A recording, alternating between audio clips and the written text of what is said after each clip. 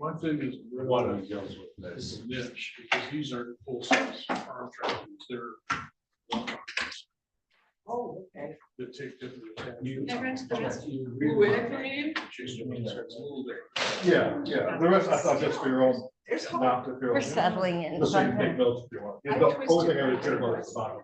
Right. The last question. So you want to Savannah? Watch the show. Drive I think I'll sit in the back row, see what that sounds like. Yeah, that'd be long. I've done that drive before. My daughter used to live in Charleston. Charleston's great. Yeah. That's what she got there. Oh, really? Okay. Also got 20 questions. Just totally insane or just working. Direction, I just sent it to them. Four more of these, sir. I do.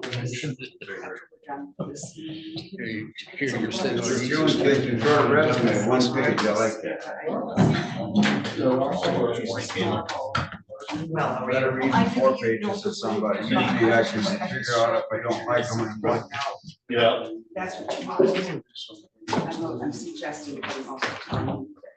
First time we ever had a prison warden in here, you did good at that. First time we ever had a prison warden in here, you did good. Oh, yeah. You know, that's very rich. I was in federal prison. Yeah, so you know. You don't walk into an office unless you got one. So I got that. Thank you. I've got the.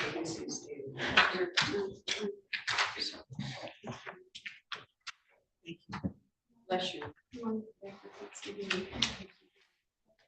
that your coat? Yeah. Okay. The car's here. Oh, she came back. Okay, okay. All right. All right. I thought you left because I went looking for you. I didn't see you. Well, I was out there talking to Steve. Oh, okay. Whatever else. Good.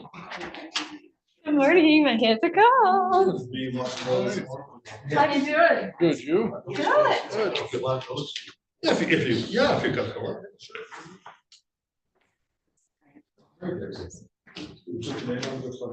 Oh, I did. Well, just put your image. I don't think it's okay.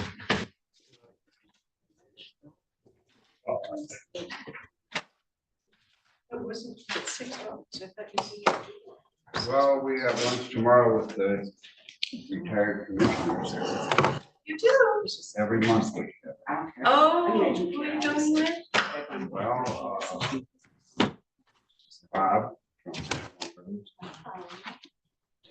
Lee So, and Richard. Michael? Yeah, No, I just grabbed two. David is down in, David meets with us. David Marshall? He's down in Florida. House. How about where's Buck Weaver dinner? He's out. No, we should have him in there because that's. That's not bad. Just right past, right? Yeah, 'cause they're- Yeah, I can't get much, but I heard. he had a, Yeah. Well, he said. Martha, right? Who was my boss? Yeah, Did you but remember he had a baby when he was commissioner? yeah, I did. Oh, baby girl. Yeah. Let's go hiking. Oh, you just stay in bed and watch TV. And listen to that. I do, but that was pretty cool. Yeah. Fellows at our age, it should. You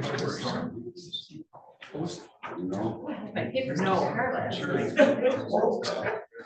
I gotta go and get a tune-up from VA, so I understand.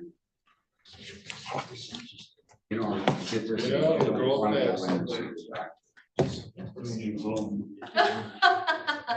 Right? Really, you don't wanna, you know. Camera. Got 2 microphones by you. I don't really know which one will work best. Just turn them both on.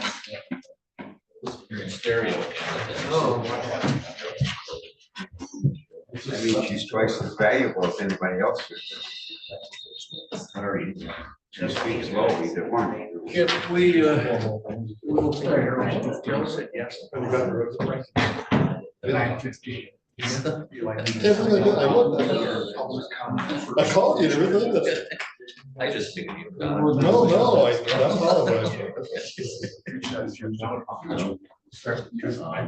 I apologize. Well, we'll get you. It's up to you. If you wish to turn. And don't put the name on it, just put your. Yeah, really, if you bring something like you want, if you want the last part. Notes I read. Yes. Yeah. Well, not this one. But I'll give it back to you. Just want to keep it.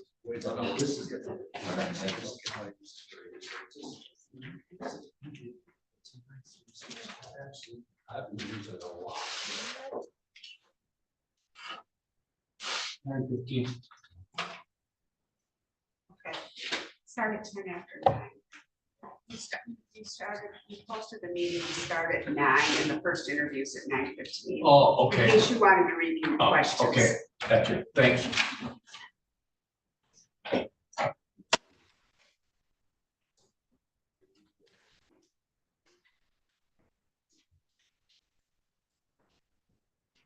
How far back Richards City? Yeah. He'd be in the parking lot if we'd let him. You guys see what, we could move a chair out there if you want to. Heck, you know, those I'm seats just in the trying to back. test the sound, I'm back here testing the sound system. We'll give you an umbrella too. Would you please?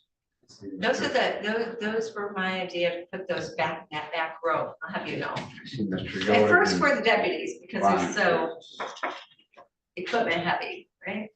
But now it's where they're everybody's favorite seats. They're extremely heavy to move, I can tell you that. Yeah. So, Luckily, there's no arms on them. great.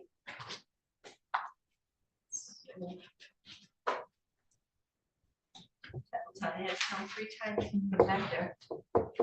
Talking about that row of chairs in the Oh, back. yeah, that's the best seat around. Ah, those were my idea and everybody loves them.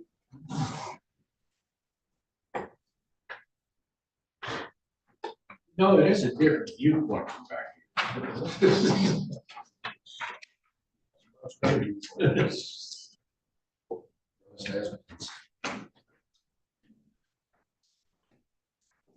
In the old law library where the back row was, what, 3 rows? Was there 3 rows? 2 or 3 rows is all there was. I'll make some. Remember the old law library? Oh, yeah, oh, yeah. That's what we held our gun board meetings. Yeah. But that's what we were doing on 9/11. You guys were meeting in the law library, we were having a gun board meeting.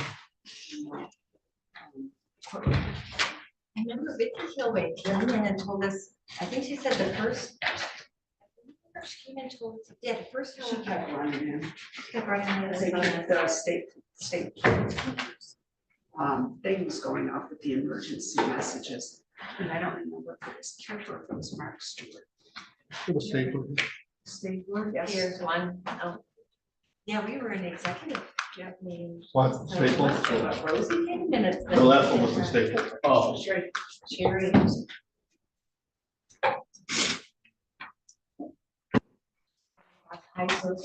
Oh, shoot.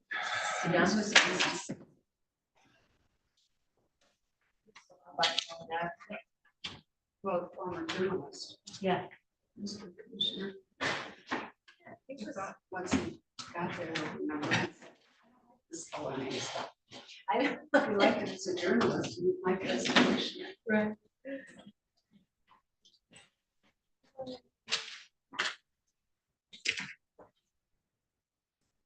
I'll think about him when I find old bread recipes. Yes. Bread recipes.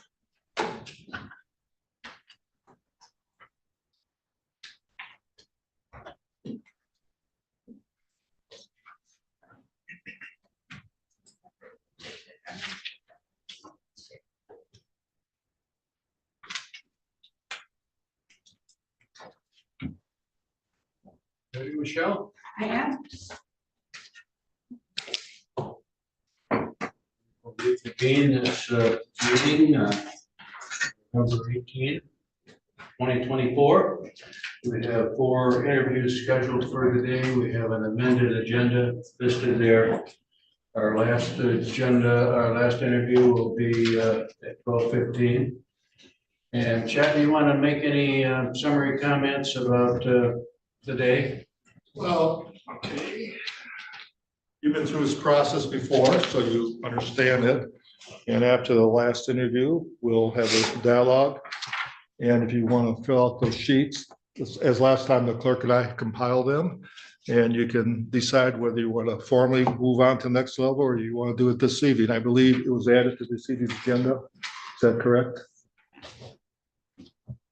Mr. Lewis, Excuse me? was potential, It is on the agenda that if you want to have a discussion tonight, you may.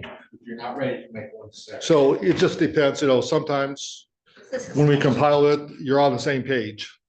And that may be the case and may not be the case. You could make that decision this afternoon, or you can wait and think about this until this evening.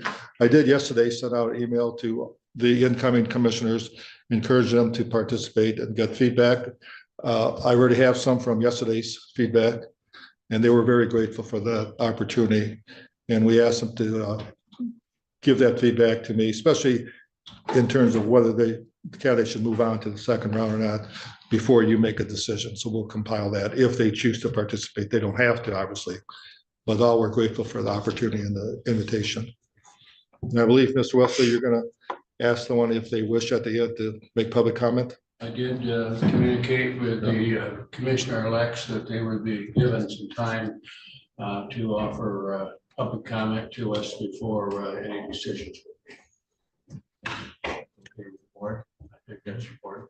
And then whoever you decide for the second round, I'll do background searches and have that to you before the mid-December interviews. So you'll have the background search on the finalist prior to the second round of interviews. So if we discuss this today, we will have access to the input from the incoming. If they wish to participate, yes, yeah, yes. And some feedback I have already received, so I'll keep that feedback separate from your comments, obviously, but we'll be glad to share that with all of you. Any comments from commissioners, any questions, any concerns, any ideas? Are we ready for our first interview? So we can start 2 minutes early on the interview, right? We have Kipling Belcher here. Thank you for coming. You're welcome. And we've all, you've been introduced to the commissioners, so we won't do that. We've all looked at your paperwork. We've talked to you in the past, but the public has not necessarily. So we'd ask you to start by just giving us kind of an overview of your interests, your career, why you think this is a good fit, and anything else that you'd like to have us hear. Well, just a background on me, and I mentioned it the last time that I was here, is my first real full-time employment was with the state, and that started back in the mid-'80s. And I worked for about 3 years, just a little over that, at one of the infamous prison systems downstate there at Jackson. I was one of the people allowed to go home at night, and the people incarcerated there were not. And fortunately, I wasn't working in there. That was the first thing that I did in comparison to had I done my current job first and then gone there to work. That would have been a little bit more difficult. But I did that worked in that setting as a resident unit officer assigned to a block for most of my time there, and then transferred over in the late '80s to the state police. Worked on road enforcement, which would be traffic enforcement and criminal complaint work at a downstate post in Southeast Michigan. And then I went up to the Upper Peninsula and had a wonderful time up there, not far from Houghton, Michigan. So it was a phenomenal experience. And then I went into plainclothes in the mid-'90s, worked on a fugitive team, which was at that time an all MSP team. And then from that point, to just about a year and a half later, in the mid to late 90s, went into drug enforcement work, starting in Alpena as a sergeant, first line level supervisor over there for about 3 years. And then I came over to TNT, Traverse City, came over in 1999, moved over with my family in 2000, and worked there for over 12 years. Came back out, went back into uniform in a post commander capacity, worked at 2 posts here in the district at Cadillac and Houghton Lake. That was an opportunity, a fantastic opportunity to reacquaint myself with the foundation of that type of work, which is service from a uniform perspective. So that was enlightening to see what was going on after that many years of being away from it. And then my current position, I've been in for about 9 years. In the fall of 2015, I went into this and I supervise directly three different task force units operating in 19 different northern Michigan counties that extends from about geographically M55 north to the bridge and then east and west to both lakes. So it's a fairly expansive amount of territory, a lot of interaction that I have with boards, 2 different sets of boards, the task force boards that oversee the operational aspects of my teams, which are comprised primarily of sheriffs, chiefs, and prosecutors. But there is a board that I have too that's also has active voting commissioners on that particular board, which is a little bit unique. And then I deal directly on many occasions as well with actual county and city commissioner boards on different matters that might arise with funding or policy related issues or risk management type things. So all over the place in any given week as far as responsibilities or things that arise. As far as my interest, I see this as just an amazing opportunity with the skill sets that I've developed to come in and lend a hand with continuing with the work that Chet and Richard Lewis have done with standing things up here and getting things back on the right track. My forte is team building. That's what I do. I've dealt with all sorts of different people coming into my offices with different varying levels of skill sets, varying differences in age and gender, ethnicity. And that's what I do. That's what I've done successfully, is put together groups of people to be effective with accomplishing whatever the mission is or was. I've been building teams since the 6th grade in elementary school when I put together a softball team that was at the top of its heap back at that time. And I see that as being one of the most important things to accomplish here as far as activity, operational needs here in this building, in this setting, is the team building aspect of it, the trust building and that type of thing. So my interest is there, strong interest in leadership as well. That's what I've done. I've had to interact and enjoyed it, oftentimes more so than with my own agency, with interacting with leaders from municipalities here at the county and city level. And it's just been overall an amazing experience. It can be challenging at times. Nobody has good days every day, and I certainly haven't with some of those discussions and interactions, but it's been an amazing experience.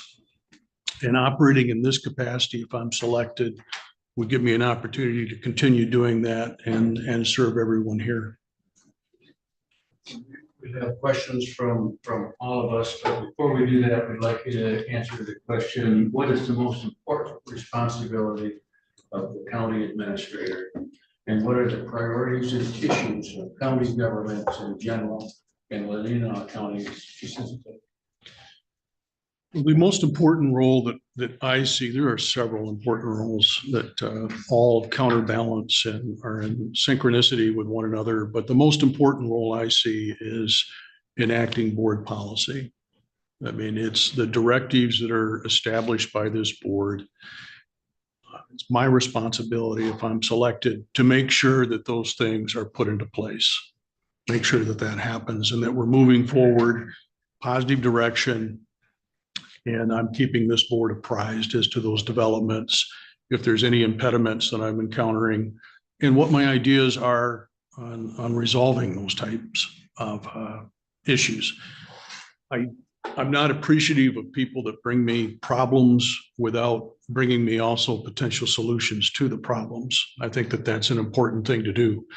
So with this board, that's the approach, the mindset that I would take is, hey, I'm encountering this issue, if it's relevant to bring to this body, and here's how I propose to deal with that particular circumstance.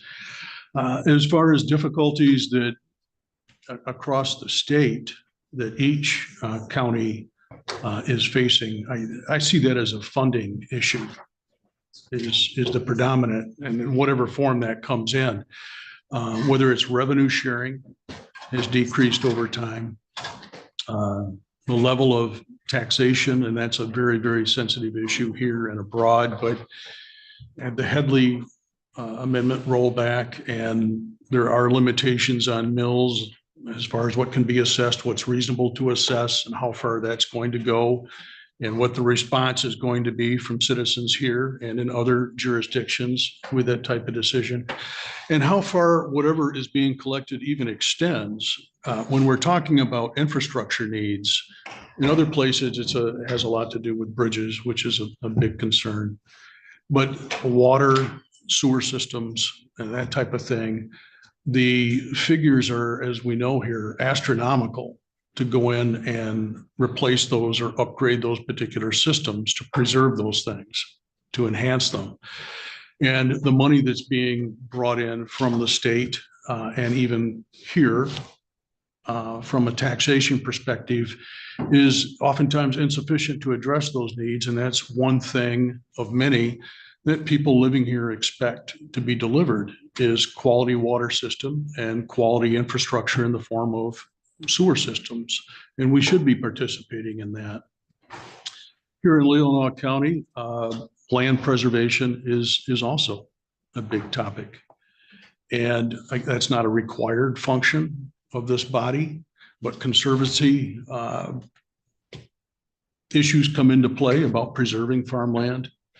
And you still want growth. There's a struggle here with housing, as we all know, that's affordable in nature to attract people that aren't as old as maybe what I am here, sitting here, to come in and put their roots down and do that type of thing. But it's difficult when you see a farm property that's been in a family for generations that just went up on the market here, a week ago or 2 weeks ago, listed for, what was it, $14 million for 100 and some acres. And how do you incentivize some other form of usage of even a part of that land to the owners, the heirs of that property, and have that make sense monetarily or from some other aesthetic aspect? Because money in the pocket ends up being a big factor in decision-making with what people do with their property. So I see all of those things as a struggle, and it all relates back to money. Every single one of those things kicks back to money and the application of it and making smart decisions with it, deciding what the priorities are, and going from the core issues and priorities that people expect from this governmental body and this institution to things that are optional, and deciding what is most desired, what is most needed collectively, and getting that input from everybody here that resides in this locality. Thank you. Yeah. I think it's your turn, Commissioner Lautner, to kick us off. I think so. So we're trying to keep in the same questions so that we get a very fair interview process. So yesterday I asked first about hire and fire. So I see in your paperwork you speak about, I had it highlighted, you've at least done some of the policies for the hire and fire. Have you done personally hire and fire? Yes, I have. I am responsible for making selection decisions on the personnel that arrive at my offices. Sit as one of the 3 panel members in those selection processes and have done quite a bit of that. That's for hire?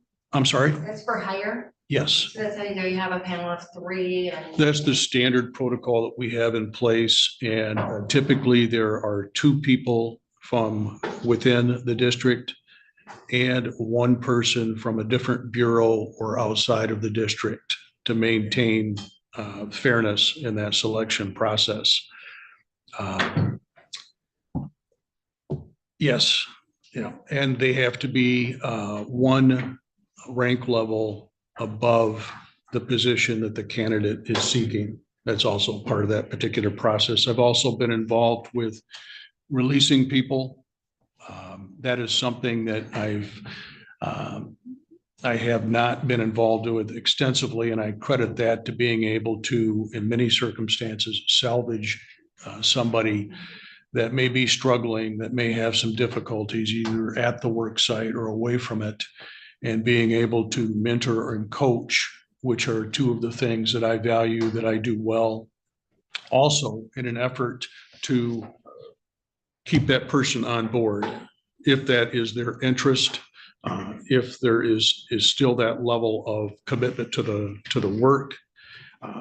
We have to realize that we have a substantial amount of money and time invested in the employees that we decide to bring on board, which has been a factor in my decision-making.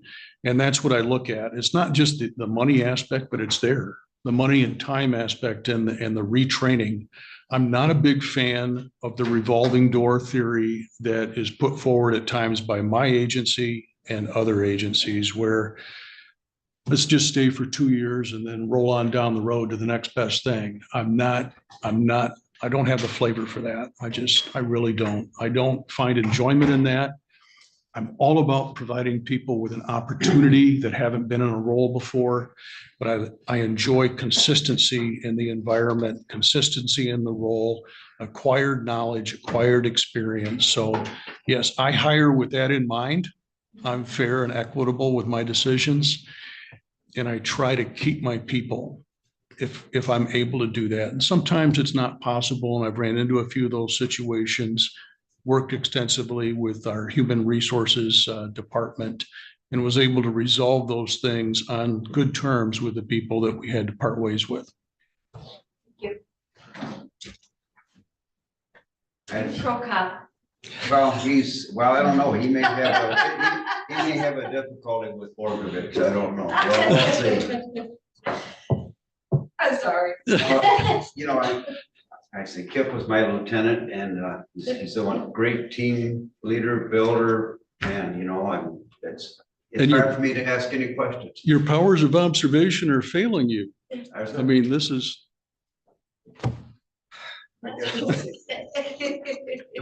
To build a great team, or in Kingsley, that nightmare we got into. Anyways. You have a question. I do have a question. Now, what is it? One that you've asked. She already asked if she's prolonged. Oh, prolonged. Okay, Kip, can I call you Kip, by the way? Yes. All right, thank you. Yes, sir. Rather than Lieutenant, yes, sir. We've had 4 administrators in 2 years, counting Mr. Lewis back there. Looking back at what they've done, I don't know. There's reasons why they moved on, or pressure, or what would be your goal for the first 90 days, 6 months, or a year? My objectives would be, the first and foremost would be the team building part of things. I understand there's quite a bit of job knowledge to acquire within that first 30 days, 60 days, first year, and well beyond that Mr. Janik and Mr. Lewis have that I do not have sitting here at this moment. And that's just boots on the ground type of experience. But in addition to learning that role more extensively, is actually developing the beginnings of a trusting relationship with the staff here in this building. So that's my number one. And that is accomplished by interactions that occur that aren't scheduled. Daily, weekly, monthly interactions I'm not just into the meeting part of it. There is a purpose for meetings. I believe in having regular meetings where actual valuable information is shared. But just, and so much, I believe we talked before a little bit about the open door policy, and I'm like, okay, so my door is open.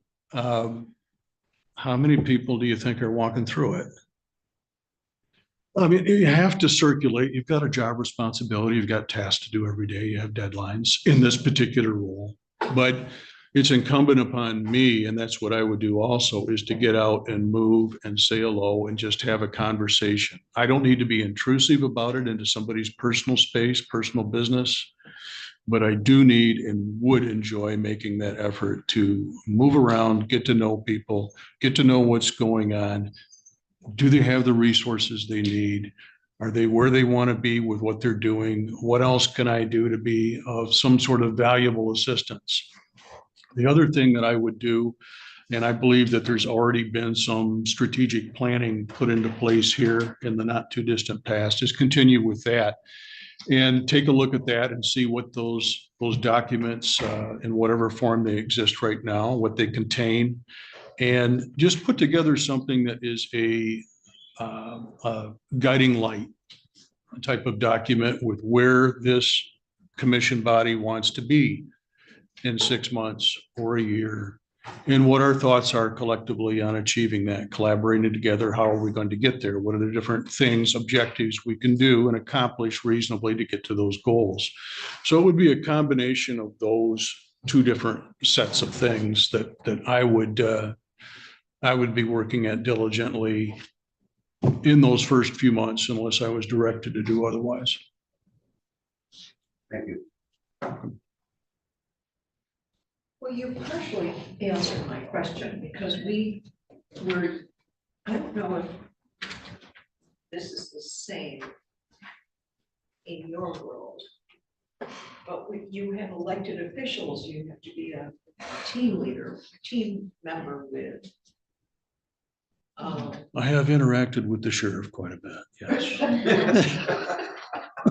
But and you do have direct reports, and this is a challenging job in that sense. Yeah, I've interacted with some very, very challenging people in my own agency that I felt I can't in retrospect or in hindsight may have been less challenging than many of the elected officials that I've worked with over the past. My perspective is that everybody's on the same team.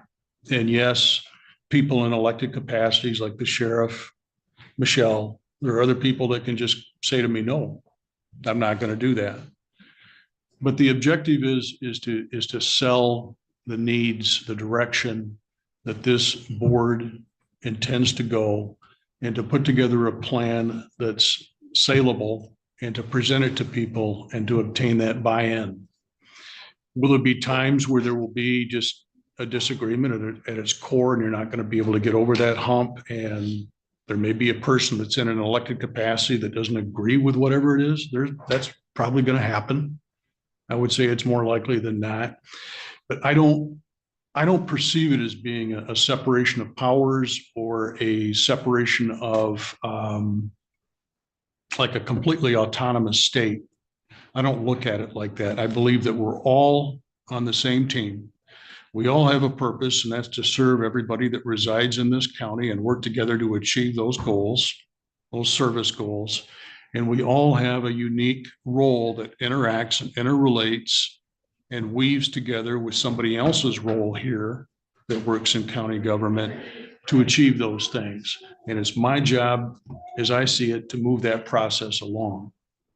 And so if I'm working on developing those relationships and forming trust, I would hope that those circumstances of getting to that point where we're all moving forward are much, much greater than the instances where I'm getting a no from someone that I can't outright say, no, this is what you're going to do.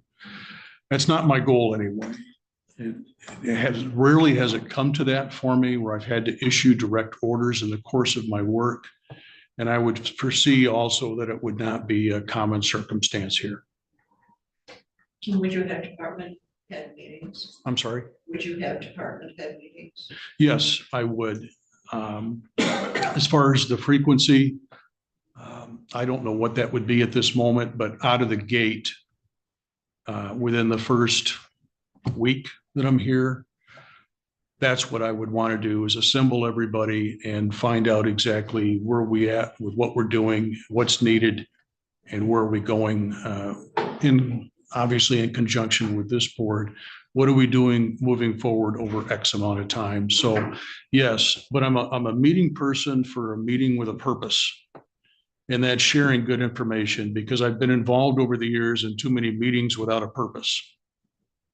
And I don't appreciate meetings without a purpose. So as long as there's an objective and we're accomplishing things, we're getting to the point, we're handling business, great. That's what I prefer. Thank you. You're answering a lot of our questions already, but I'm gonna stick to to my question. First, though, in your cover letter, you said, "I will be an active, visible, and inspirational county administrator for Leelanau County." That sounds great. And my question leading up to that is how you develop trust and respect with department heads, the county employees. My specific interest in your answer is how your background in law enforcement, I believe your entire career, what can you tell me that will make the people that don't work on that side of the parking lot feel comfortable that the skills and the experience and the vision that you have for us coming forward will also clearly represent those non-law enforcement people? And also, I'd like to add, I'm glad you think strategic planning is valuable, but in 2 years that I've been here, I have not participated in any strategic planning. So I open that up as a possibility I would definitely support. So did I give you a question, or are you? Maybe 5. So mainly, how do I address your background in law enforcement to the employees that aren't on that side of the, and what's gonna look like? What is building trust and respect with those employees specifically gonna look like? I guess the best way to respond to your question and the concerns that anybody might have is I interact quite a bit with bodies of people that are not law enforcement personnel, with quite a few. I'm a member of 3 or 4 or 5 different drug prevention treatment organizations that meet on a regular basis. And very few of those people, if any, during those meetings are law enforcement personnel. I was just in one of those meetings last week and gave a presentation, the Grand Traverse Drug-Free Coalition, on updated drug trends. So my role in that organization is to share information with them about what's going on, so they have a perspective from the people in the field about what we're seeing to compare with what they're hearing about from clients. I work, again, I mentioned that here at the onset of our discussion, with a lot of commissioner bodies in the course of my work. And most of those persons, there are a few here and there, such as what you have currently. You have one person who's a retired law enforcement officer, but the majority of the people on those boards, city or county based, are not, don't have that law enforcement background. So what I have found to be successful, or the approach that I've taken that's successful, is twofold. Is making sure that I'm sharing information. I don't subscribe to that information withholding perspective that you'll occasionally see persons in authority having a mantra with, or an approach of, that somehow withholding information that's not sacred, such as legal information or human resources personnel information. But if it's not really part of the sacred trust, why why would that be beneficial to anybody here or elsewhere in this building or elsewhere to withhold things that can be shared that will help elevate the knowledge of people that are working here? The other part of that equation is making sure that I'm soliciting that feedback on a continuing basis from the people that work in this building. And that entails going out and seeking that. In my experience, an open door isn't sufficient. Surveys are not sufficient. Written surveys we send out on a computer are not always going to capture what you're looking for. What I have found in my experience is that personal conversation is really how that dovetails into finding out what's taking place and what you need to improve on. And that is how trust is established and the beginnings of a relationship start to grow, is both avenues. It's someone in my capacity, if I'm selected for this job, sharing information instead of deciding that they don't really need to know. Why can't that be shared is what I'm going to ask myself and others, if necessary, is why cannot these different things be provided to the staff for knowledge and awareness? And likewise, I'm continuously seeking and would, in this capacity, information and feedback. And I'm not going to get that unless I'm making contact with people. Not in an email, not in a text message, not in a survey form, personal contact. It may be supplemented by other things, surveys, other mechanisms, but that's how I'm going to go about doing that. So I'm going to ask a question. I have a follow-up question after that. But my first question is, can you describe a time you made a decision that was either risky for you or a very unpopular decision that just was something that had to be done? How did that play out for you and your team members? And what was your experience with that? If you can just tell us a story about that, please. Yes. And it has to do with information sharing. A short time ago, my agency was looking at some potential restructuring of our task force units as far as operating boards, and who would have the ability to be a party to determine how these different groups functioned, what their goals and objectives were, the constituency that would be present on these teams. And there was a meeting that took place downstate on the west side of the state. And during this particular discussion, it became apparent to me that there were elements of this potential plan that were not being shared directly with the command people that were there in my capacity. And actually, I never did learn about many of the aspects of that potential plan. But returning from that meeting, what I was made aware of, and other task force commanders, is that there could be some significant changes on the horizon, and what this may look like as far as different privileges that participating entities might have or might not have, with membership, control, ability to provide an opinion, express an opinion, have a say-so in operational conduct, policies, and that type of thing. So it was my perspective that I feel compelled with the stakeholders that I'm dealing with in the field where I work, my sheriffs, my chiefs, my commissioners, that I feel responsible for at least providing some measure of knowledge about what could be on the horizon. And that was not met with different members of my agency with warm and fuzzy feelings.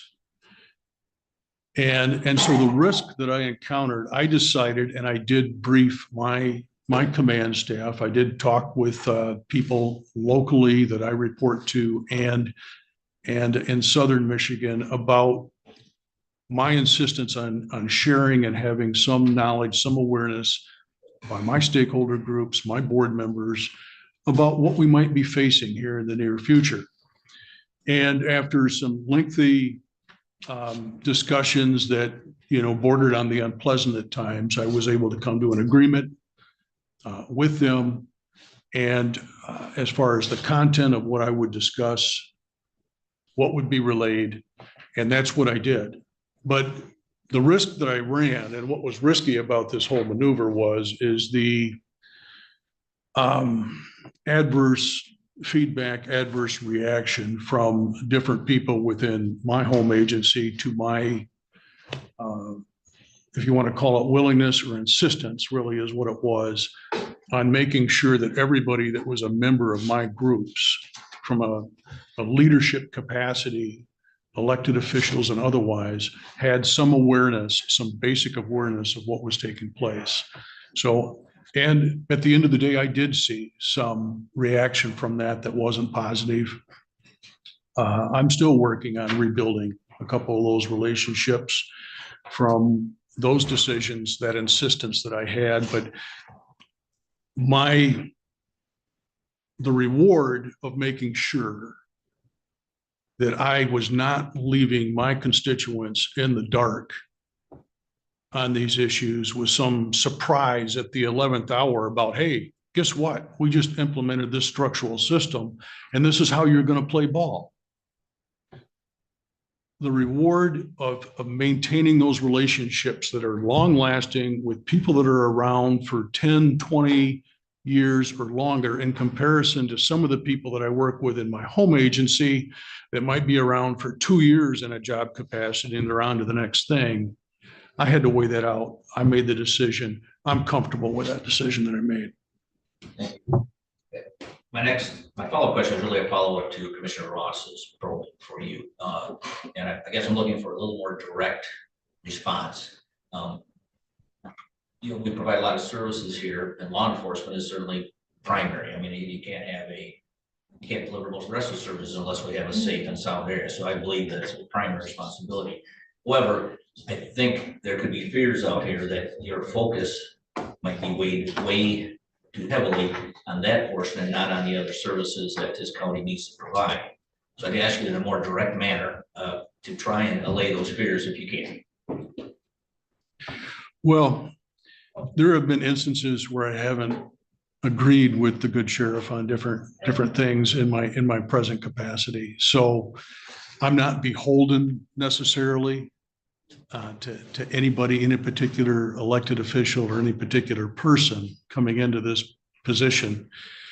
But also in another context, I'm equally responsible to everybody in an elected position or otherwise that works for this government or has some connection to this government, this board. I have equal responsibility.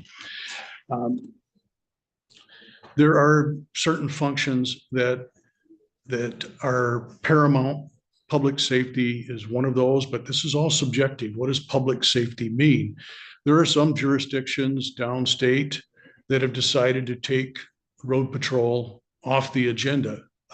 It's not a mandated function of public safety for the sheriff's office. That said, it's not something that I believe would be suitable at this juncture by any stretch of the imagination for the citizens of this county. You're looking at logistically, if you just want to look at it in a very direct mindset, you're looking at the next police department being in Traverse City. So the responsiveness to people coming up and responding to a burglary or a felonious assault or something of that nature, or a sexual conduct complaint or something like that, is delayed. And I don't believe that would sit well with the constituents here. So I look at that as it's one of the most expensive things in your budget too. If it's at least a third, if not more, of your operating budget to pay for those different costs associated with public safety. And that's a correctional environment, which is mandated, and also your road patrol, marine services. All of those things, those different areas are legitimate in scope, legitimate in nature. But just like every other operational aspect, public health, senior services here, every other department that's here in IT, A lot of those things are not mandated. IT is not mandated. Senior services is not mandated as a function. So we have to look at where are those core services? And that's where I would direct my attention in this capacity is, and I've always been able to maintain that. I don't have a concern about disagreement with the sheriff, members of his office, with other people that I may encounter and speak with on different issues. That's going to happen. But my job is also to be responsible in this capacity if I'm selected with the taxpayers' money and to make good decisions about what needs to be accomplished with supplies, with equipment, with training to assist with that. And that's across the board. And in law enforcement, we have that. We have to have a lot of training in that environment.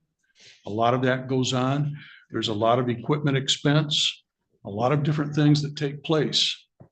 And so when you look at those numbers and when this commission sits here and is reported to by members of the sheriff's office on what's needed, you're like astounded, I'm certain at times, but that's a requirement of public safety and law enforcement.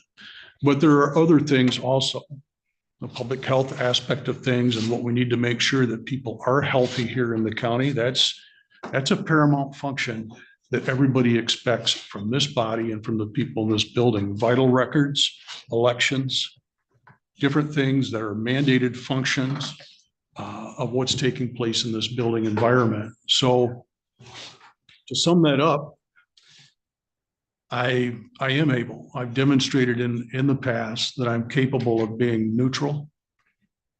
I'm capable of being cognizant of what's going on, and that's by learning. I don't come into this role knowing exactly what everybody's doing through and through from day one. But as I acquire that knowledge rapidly, I have that better understanding of what's needed, what's going on, soliciting that community feedback. That's part of my role too, as I see that. What are the priorities that people are expressing to this board, to the people in this building about what's most important? But if you don't have public safety and public health locked down and taken care of in the correct fashion, that's a recipe for a problem. We have probably 10 more minutes of questions and then I give him the opportunity to ask a question. Melinda, you have another question? Excuse me, I think it could be a fairly quick one. How would you keep the public and the media appraised of what is going on in Leelanau County? I've had a good relationship. It was more so when I was in the team commander capacity. I'm not as involved or as responsible for as much of that today, but I've formed really good relationships with the television media over the years and with the print media. And I've been involved in assisting with articles being written here by the Enterprise authors and also at the Record Eagle. And so they've gone through a number of writers over the years. And so I've dealt with a number of people there. So it's a combination. We've got different constituents today in all sorts of different age ranges that look for acquiring information in all sorts of different means. So print, television media, computerized release of information. You can go even so much as flyers. There are a number of people out there that we still have, I'm certain, that live here that are not big on computers. So we need to make sure that we're reaching those folks as well with information and that we're also soliciting information back, material back from them on what they feel is important. It's incumbent upon me and the people that comprise this board to find avenues to acquire that information, because there are people out there who are just either reluctant to provide it or are uncertain still on how to provide that or to what extent. So yes, I would take advantage of every avenue. Thank you. Sure. I would pass at this time, sir. Grants. How familiar are you with grants? Are you willing to manage them if they're presented as an opportunity for the county. I know it's a lot of work for the people inside to manage a grant. Do I have to? Yes, I'm right, wrong, or yes, very, very familiar with grants. I am, all humor aside, I've had an extensive involvement with grant writing, grant reporting, grant reviewing. Currently, I'm responsible for participating directly or indirectly in the writing from the ground up from scratch with kind of a zero-based budgeting perspective. Grant applications for 3 different task force groups. And it's my responsibility to be hands-on with that. In working with my 2 team commanders that remain on putting together different things, all ranging from contractual elements, service providers, and putting that in to the grant application, as well as different employees that are on the payroll and including that, because those folks currently are grant funded, different equipment items that are available via grant monies and acquiring, and for services bids, but also bids for equipment purchases if it's mandated at a certain threshold level. Up at my team in the middle of the state, the SANE team that covers everything from Otsego County north to the bridge and then over towards Petoskey, Charlevoix, that area. We lost that lieutenant's position, which I was not pleased about at all as far as a restructuring item. And that was one thing I kept that board apprised of along the way. But getting back to the grants section of it, I was actually responsible for authoring that as an additional duty that I took on, that entire grant application process. And I still am today handling the quarterly grant reporting for that particular team, which is a several hour-long process, even with the assistance that I have from our fiduciary agent at the County of Emmett in the finance office, who helps with that, collecting that data, and also the administrative assistant that team. It's still a lengthy process to report out on it. So I've also had experience where I have worked with our Burn JAG grant, which is the primary grant that I deal with, and years back with the stimulus grant that was in place as well. So at that particular time, I had to juggle back and forth with 2 different grant reporting systems, writing those and reporting out on them. So I've had a number, and I know the locations to look for grant opportunities. I'm familiar with those. So I've had a fair amount of background and experience with grants. Welcome. You're a very confident person. And your last sentence in your cover letter says, "I am the right person for selection to this position." Can you give me an example outside of your law enforcement administration, and you have some of those other boards that you're mentioning, about a collaborative partnership that you initiated or carried through? And maybe what would those other people in this partnership group have said about your approachability and your humble listening skills? No, there's a law enforcement aspect to it, the example I'll give you, but a lot of it had nothing to do with, at least the core elements of it, with law enforcement personnel. And that was the addition not too long ago of 2 extra added on enlisted officers to the SANE organization, the team that I just spoke of. And I believe I touched on that somewhat the last time that I was here speaking with everybody, but that team was struggling with a shortage of personnel. They were handicapped in their ability to conduct most of their operations without having to request assistance from abroad.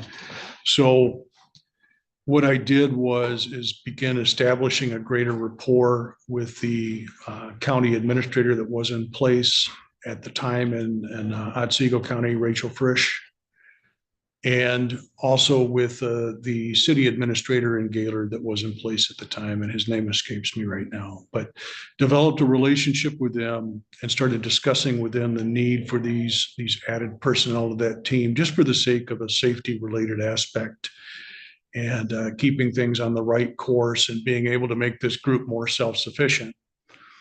So irrespective of the fact that there was nothing in either one of their budgets at that particular time that reflected any kind of wiggle room for extra personnel being hired or added to their payroll systems, I was able to convince them in collaboration, providing the statistical and the narrative information that they needed to move forward in their own minds, feel comfortable with even presenting this to their commissioner boards. I was able to convince them that this was the right way to go, and that economically it was going to pay off as well with what these particular men and women would bring back to their agency as far as training and knowledge and know-how, because they receive an immense amount of training while they're a member of our groups. So from that point forward, I went and appeared multiple times in front of the commissioner boards for the city and for the county of Otsego, the city of Gaylord.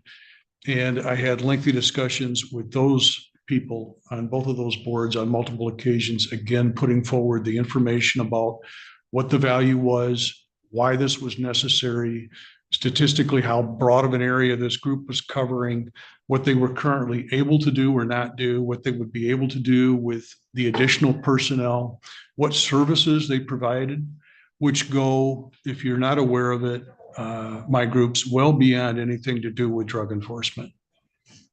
They're currently involved in all sorts of things, non-felony or felony crimes that have nothing to do with drugs, surveillance, other support for uniform agencies. So that culminated, just to wrap it up, with a selection being made, not just for one person, but for two. I expected to only obtain one officer from these two bodies. My idea was some sort of a split system of payment for this person being compensated to work for that team. Actually, I was fortunate enough and maybe persuasive enough in some ways to have two, one from each particular department came on board, and it made all the difference with that team's ability to function. Thank you. Okay, so, what do you view, this is not an administrator, which is just county government itself, what do you view as the core mandated services that a county should provide to citizens, specifically Leelanau County, along with those other non-mandatory that are still popular and requested by our citizens? How do you view those things and manage that in balance with keeping an affordable tax rate for the citizens of the county? Well, if you could mastermind the answer to that question with affordable tax rates, and I've been privy to seeing a few of the meetings where it seems like just about everyone you're at, the issue of taxation and expenditures is a predominant focus of the people that are appearing here to talk, public comment, and otherwise. The core issues, and I've touched on that, are public safety, public health. There are other parts of things, vital records here that go on with taxation and deeds, and there are election components that are a vital function that are mandated. You've got the coroner's office duties that are a mandated function that's typically contracted out, but it's still a mandated part of county government. So those services are something that there isn't as much, for the most part, of ability to wiggle on, other again than just looking at that budget on an annual basis and deciding, have those expenditures been correct? Why have there been staff additions if there have been, and are we seeing a benefit from that or being responsible with that? Then you get into the non-mandated functions. And some of those, especially in a county such as Leelanau County, where you've got a population that's a little bit on the older side, are very popular senior services is a popular department that is not mandated as far as a function of county government operation. And planning and development, you have IT, you have different land conservancy issues and things of that nature that arise. A lot of what's going on here is non-mandated activity that is still sought by the people that live here as being what they feel anyway is a core element of the services that the people working here provide and that this board authorizes to be provided. So I think it's incumbent upon the board and me, if I was selected for the job, to make sure that I'm receiving that feedback because nothing's free. So what is it that you, as citizens of this county, this amazing place that we're in here, what is it that you feel is the most core important element of what's being provided here beyond just the mandated aspect of things? Is that money being spent responsibly? Do people that live here feel like they're getting a decent bang for their buck with what's going on with both the mandated and non-mandated services? As far as taxation, it seems to me to be a revolving, I don't want to say revolving circle, but I'll say it. It's when we make improvements to different things. Let's take, for instance, roadways. Then we see maybe businesses take another look at putting a footprint there. Then we see, like what I experienced, I don't live far from Meyer in Acme. Then we see the home values escalate from that. Then we see maybe possibly a small millage increase, but what that translates to with an equalized value that then escalates is additional taxation coming out of everybody's pocket, many of whom I believe here in this environment are on a fixed income, don't necessarily have another income source coming in for whatever reason, choice or otherwise. So from my perspective, and I've seen the different disagreements that have happened over compensation and things of that nature, different viewpoints. We have to pay people well to keep good people. That has to be accomplished. But I believe that one of the most important things is to have a structure in place that makes that system transparent, predictable, and a lot more static than what it is right now. Whereas it appears to be intermittent, and maybe it was necessary from a catch-up perspective with people that were undercompensated. But we have to make sure that we're selling the necessity for the process and the process of compensation, benefits, what have you. And that's part of my responsibility too, from a human resource personnel perspective, in concert with the human resource director, is to have that process out in the open and understandable. I think when things are understandable, they're more digestible. So that's my approach. Okay, thank you very much. We're running out of time. Okay. We're going to, as we're going to make some decisions, I hope, later today, this evening. Keep you posted, but before you leave, is there a question you have for the commissioners? Well, just if you could give me a running idea, say of the first 30 to 60 days, am I in the ballpark with what my thoughts are on where the direction I should go, or are there thoughts among members of this group that something different? Anybody want to tackle that question from Kim? I would probably say he is. I don't think he missed any of the elements. Good spirit, confident, we've got some very good candidates here, and I think Chad did a wonderful job getting them. Of course, Mr. Belcher's been here before, Kiesel's been here before. Things are looking good. Anything else? Thank you very much. Thank you. Appreciate you inviting me. Thank you for the opportunity to talk. Certainly. Thank you. Thank you. Our next interview is at 10:15. We'll take a 5-minute break.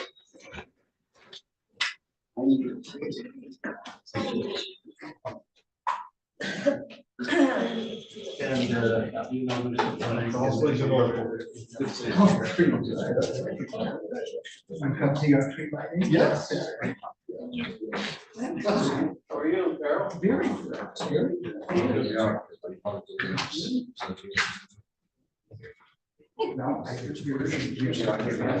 About Yellowstone, I do not. I don't either, right?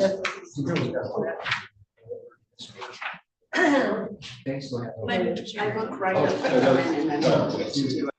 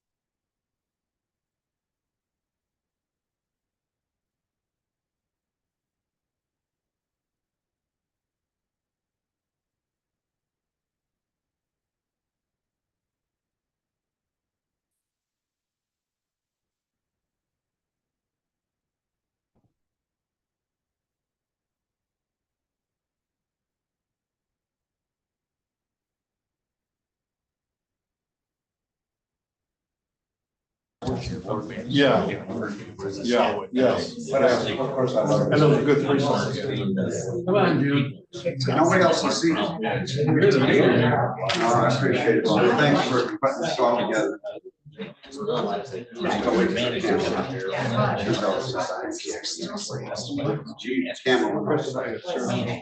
be back there. I know. He called me for Okay. kids in college. Just get it right. I don't know. So I'll figure out. Gotta pay those bills. We are back. With us today is Mr. Jeff Thornton. Thank you for coming, Mr. Thornton. And we have, we'll let each commissioner introduce themselves to you, and then we'll begin our interview. Linda? Yes, Melinda Lautner, Solomon Castle Township. Seen you before. Jim O'Rourke, okay. I represent part of Elmwood and part of Dana, so very close to coverage. My name is Gwen Alkire, and my district is Glen Arbor, Empire Creek Township. Kevin Ross, I serve constituents in Centerville and Leelanau. Doug Rexroth, part of Bay and part of Bingham. And Ty Wessel, Leelanau and Sutton State. And in the audience, we have our interim county administrator, and we have new commissioner-elect Will Bunnick and new commissioner-elect Steve Yoder. Thank you for being here. We have about 45, 50 minutes to talk to you today, and we've had the opportunity to review your materials, but people that are watching online or in the audience, not necessarily. So I'd like to have you start out by giving us a brief overview of your career, your goals, how you think this fits for you, and what your interests are. My career basically started out very early at a young age with public service. Seems like I've always been involved with public service, even when I was dabbling in the corporate lifestyle.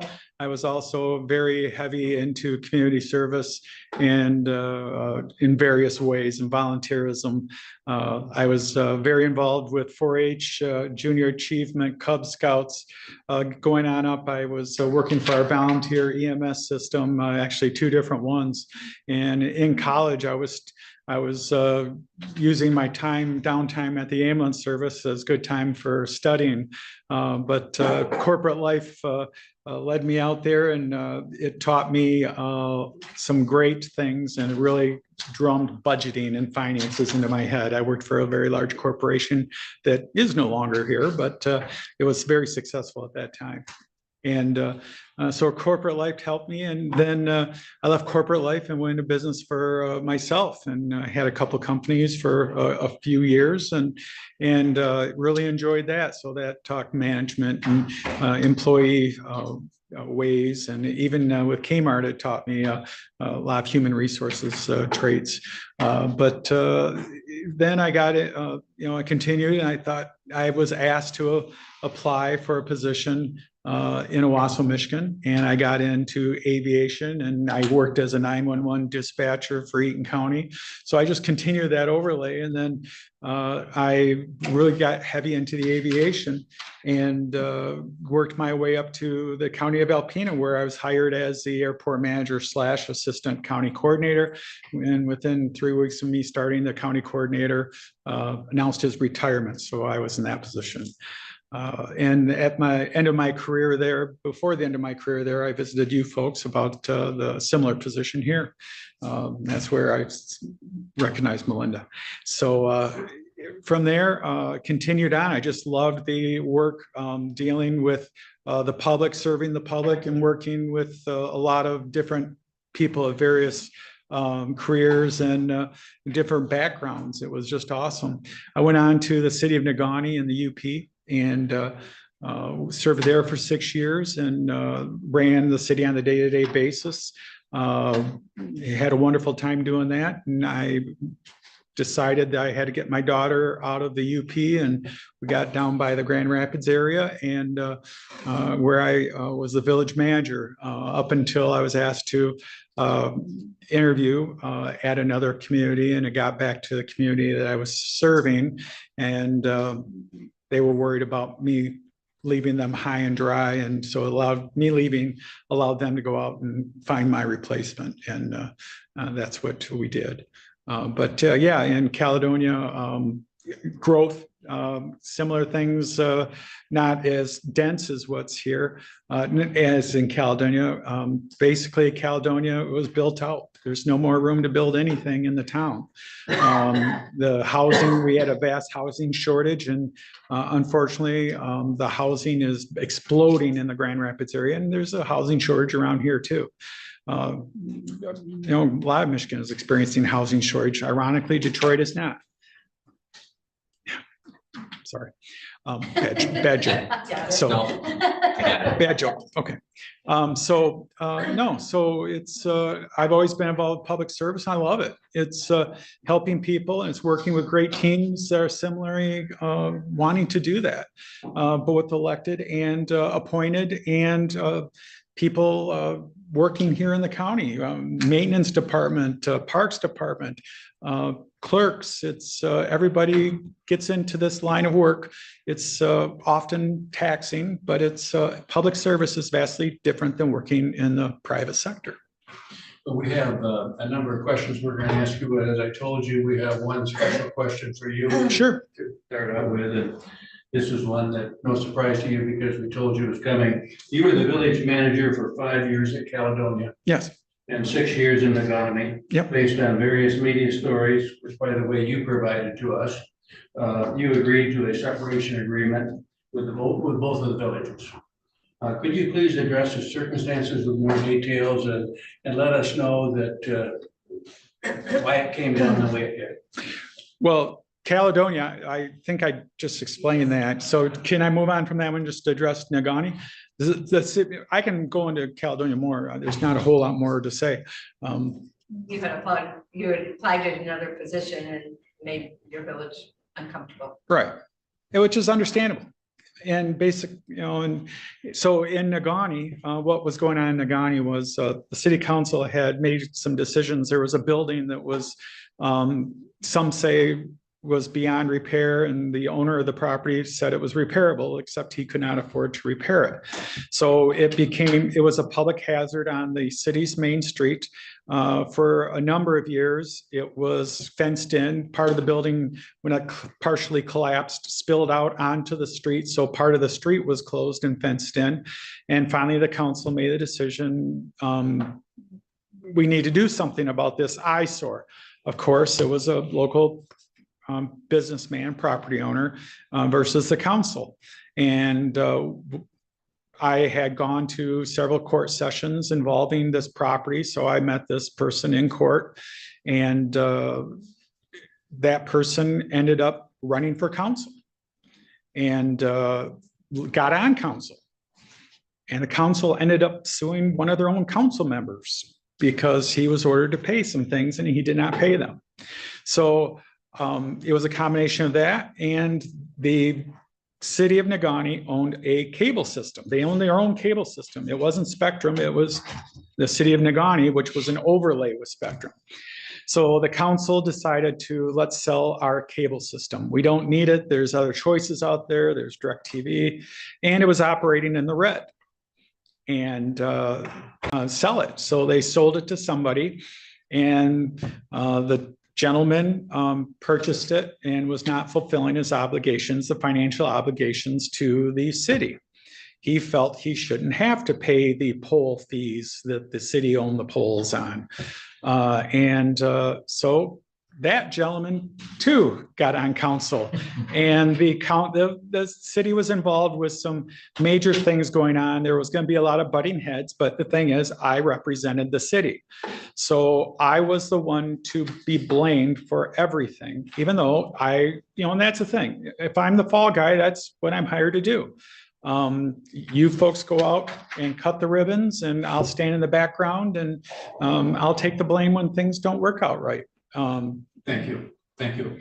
Before we turn to commissioner questions, could you very briefly talk to us about what you believe to be the administrator's responsibility? And then what are the challenges and issues facing county government? Okay, so the biggest thing, the duties of the administrators represent you folks.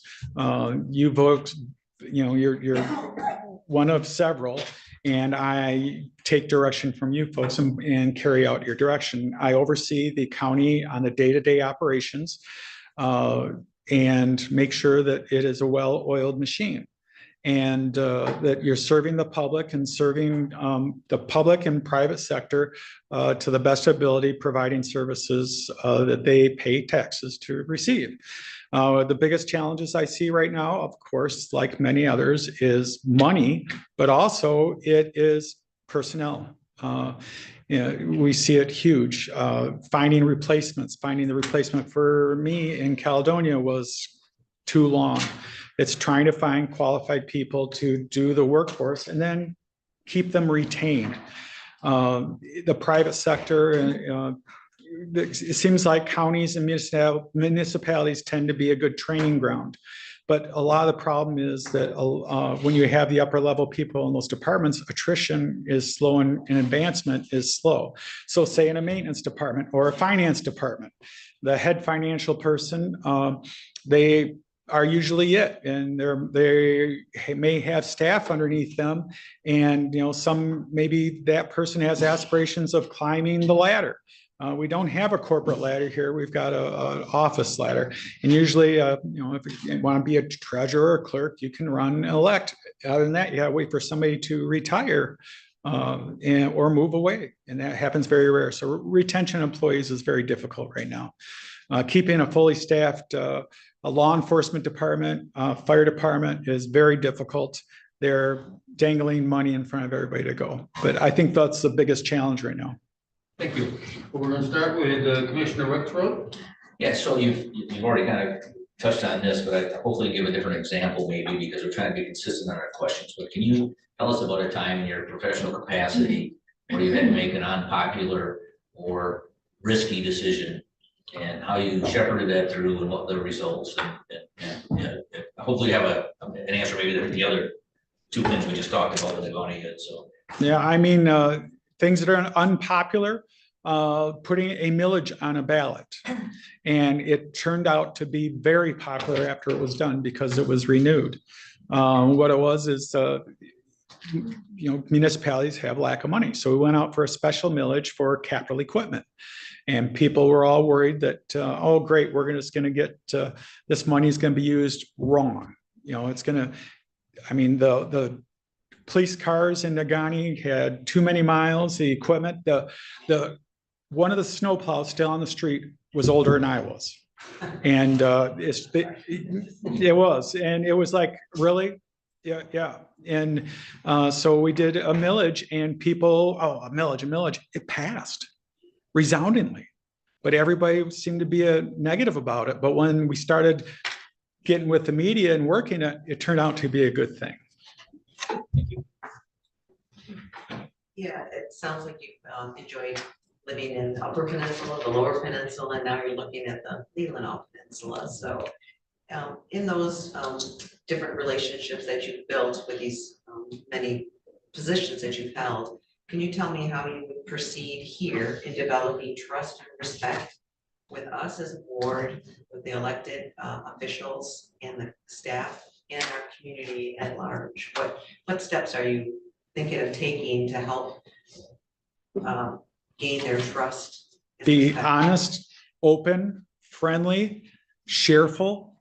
I like to share greetings with people. I mean, compliment people, and earning trust is showing you that I have your and the community's best interest at heart.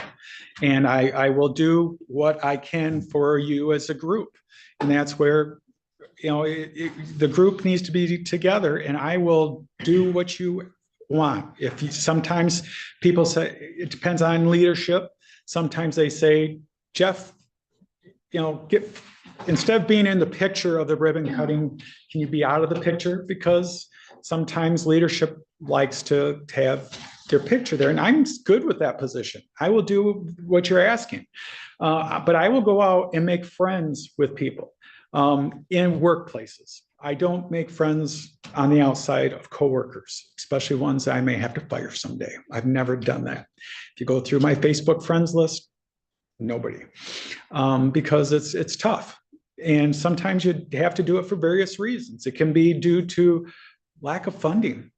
If money goes down, there needs to be cutbacks. I'm sorry, the largest cost in any organization, well, Sheriff's Department, let's take the Sheriff's Department out of that.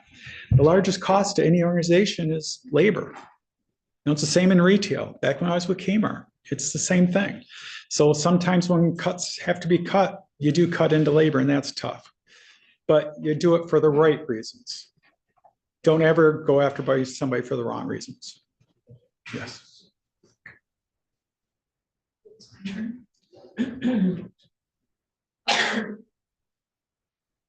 What do you perceive to be the primary duties managing the county budget?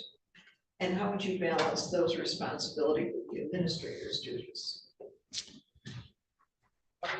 I'm going to tell you, even when you are about money, even when you have financial people. So you're always looking at the budget, because that's a tool that you folks created. That is your budget. So even if you have a controller, or sometimes the treasurers like to play that role in different organizations, you do have to monitor and oversee the budget. I have never had to write a deficit elimination plan on a budget I have ever created. And that's the thing, it's constant monitoring. In the village of Caledonia, yes, we have somebody that carries the title of treasurer. They work about 3 hours a month. And I was the one that did all the investments. I was growing that money, and I built out the general fund balance quite heavily. A lot of streets got redone this year. And that's the thing, it's squirreling money away and planning for the future. Don't think next year's budget, you got to think what's to budget in 5 years, and that's forecasting out. And it has to be done all the time, because I tell you what, in 2007 or 8, I came with a contingent from Alpena County to look at your brand new jail that DeVere Construction built. That jail finally got built and opened up last year. It took that long, and that's planning and scheduling things out and planning for a big build in the future. So it takes a lot of planning and forecasting, and that takes a big team to do that. It's not all here. It's talking to everybody. Sheriff, what you need, what's the population going to happen to do, what's the forecasting crime. It takes a lot of good information to do that. Thank you. Thank you. It does. Yes, ma'am. You done? Sure. No. Okay. Have you looked at our audits? You gave me the opportunity. I was more curious to see it this year's planned budget that you plan on adopting. And audits. Yes, I have looked at them. And just deal with the past and change it for the future. Well, I think, no, your finance person, I don't want to get into that. Because I understand that there has been some turmoil with the finances. But we still have good audits. Yes, you have good audits. Thank you. If selected, you would be the 4th administrator since 2022, okay? What would you do the first week, 30 days, 6 months? How would you approach everything and everybody? Approach everybody warmly. Nice greeting, and meet everybody's on a positive note. Sometimes people are fearful. Oh, you're the new guy. You're my new boss. Okay, let's get together and you teach me. What have you been doing around here? And then we'll see if goals have been achieved. What do you how, is equalization doing their job? Is equalization doing all their work in a timely manner. And I'm telling you, equalization's got a tough time in the near future due to assessors, qualified assessors. That's a real bad shortage. But get in, meet people, and be open. And I like an open door. And I like, people stop in. I like people that employees walking past the door might just stop and say hi. When people stop saying hi through an open door, that's cause for me to look into things. I've got a brain lock right here.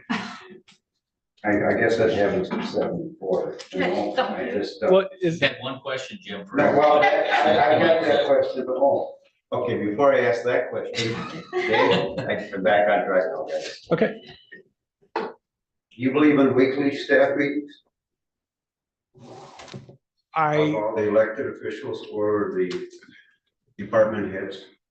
Well, weekly staff meetings, it depends on their abilities. Do they need to be monitored weekly, bi-weekly, monthly?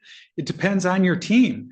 If you have a nice equipped team, you want to get together and at least have coffee together. How's things? Everybody have a good weekend? Okay, any irons in the fire? Does anybody need any help? I like to have those get-togethers, but a formal meeting with an agenda may not be weekly to begin with. And sometimes those weekly meetings can get too ordinary. And and how much time do you budget for something like that? But I believe in regulars with staff, but with elected officials, I will meet with elected officials daily, hourly, depends on what the elected officials want. Whatever, it's your show. I just make sure the room's reserved and the lights are going to be on. Last question, are you pro law enforcement?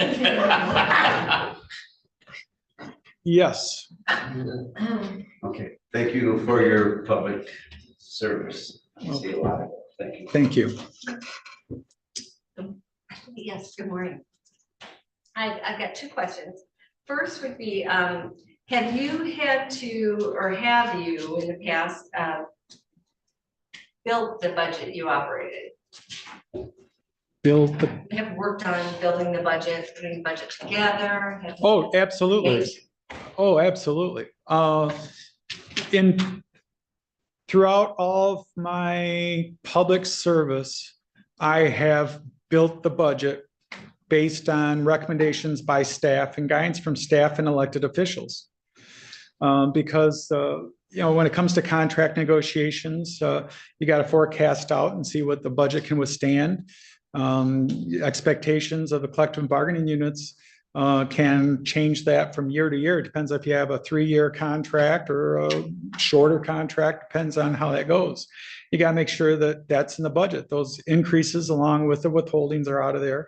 I have built many budgets, and we have budget workshops, and I want to make sure everybody understands, what's going in the budget. And the thing is, you folks direct that too. I say, okay, this is what we have budgeted to keep things as they are.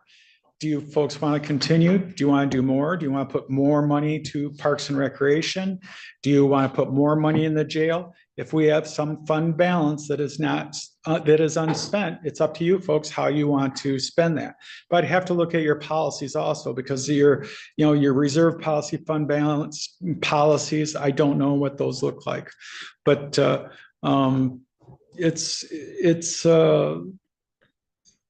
it's numbers, and that's one of the good things. And I'm sorry, I use terms from business. I want to look at profit. I want to take that profit and squirrel it away and grow it so we can do some great things. New, warm, heated bathrooms in a park can be a nice thing. Things like that. And it takes money to do that. So were you involved in the union negotiations? Oh, very much so. I was involved in quite a few. And so you've also had hire and fire power? Yes, ma'am. Thank you. So again, thank you for being here. Can you describe what you understand to be the core mandated responsibilities of this county and the optional and citizen requested services, and how you balancing all those things with trying to maintain an affordable tax rate here in Leelanau County.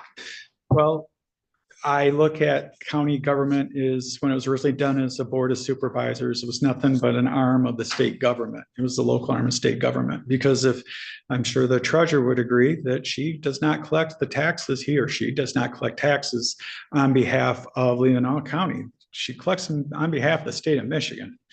And that's who she provides to. Now, what the, so what's mandated, you folks have control over budgeting, you have folks have over policies. You can set local policies and you can set local ordinances. And like I said, it's not much beyond the arm of state government. The clerk, she turns her handy dandy birth and death records right over to the state. And they get to put them online and make all the money off it. But it's in the court systems is an arm of the state court. So what do we do different? It's what the locals want that we can do with the extra money. They're willing to do the extra money because you folks don't need to charge the tax, levy the taxes you do. You can levy less taxes for county operating. But the county residents want a decent place to walk into and do their business. They would like toilets that flush. They would like something better than the state can provide with the state highway road patrol. According to law, the sheriff's only responsibility is to security of the court, civil process, civil service, and then housing the court's prisoners. It's nothing that says the sheriff has to do marine patrol, has to do road patrol, nothing like that. The law does say there has to be some sort of animal control, but the local residents want more than that. So how often do you see a state police car cruising the roads of Leelanau County, and how often do you see a sheriff's patrol car? And that's what the expectations of the residents are, is they want to see a little bit better than what they had. And that comes with parks and recreation. And are they willing to pay for it? And they will put that back to you folks. If it's not on a millage, you folks can control county operating, which are the basics. And if they communicate to you, we don't need such staffing. You should agree to it and do what your constituents would like you to do. It's up to you folks. Thank you. Your resume lists of 5 or 6 different educational opportunities you went to. What degrees did you get on the fellow Michigan papers? I left college when Kmart Corporation dangled a lot of money in front of me. And so I did not finish, but I've gone on and done other things. Because I believe the day I stop learning will be the day I die.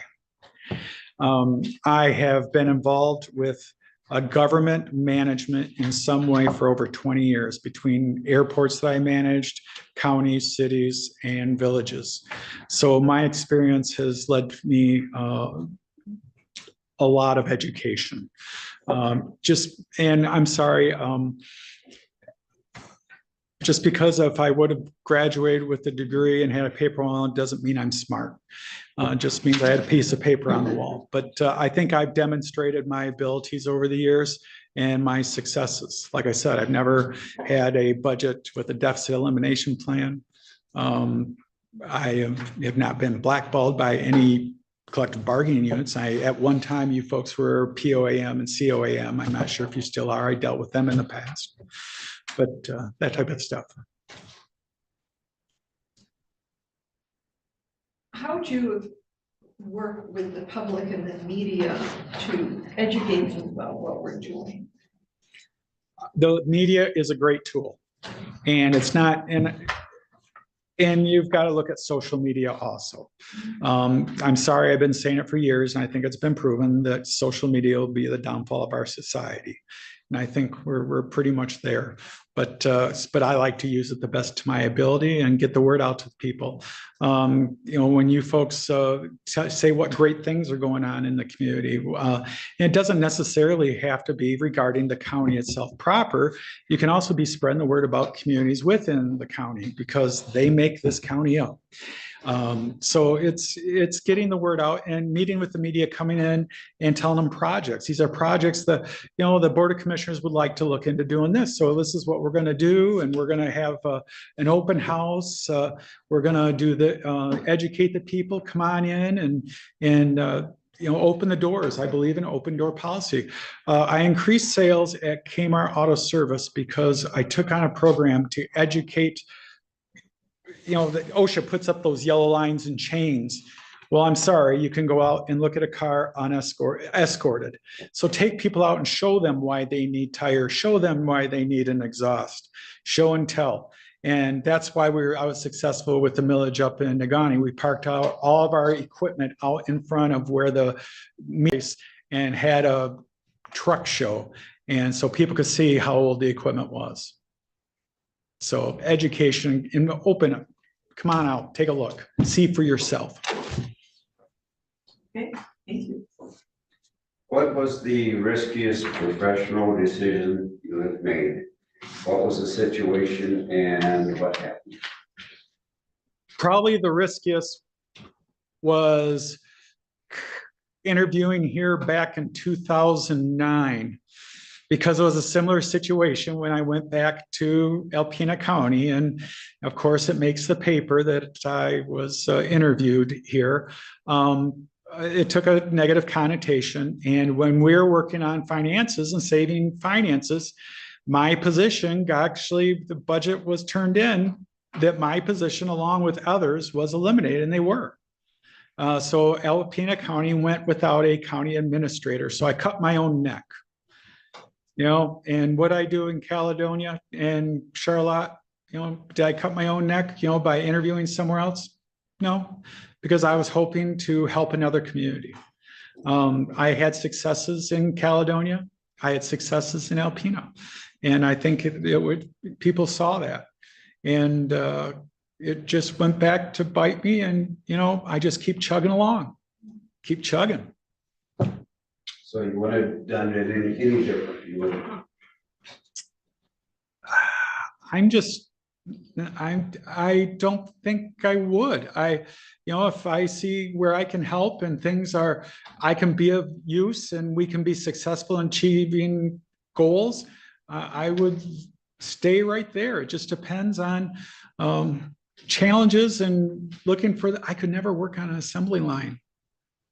I need change. And I think when people come at me with challenges, I like to take those on. So I don't think I would. Thank you.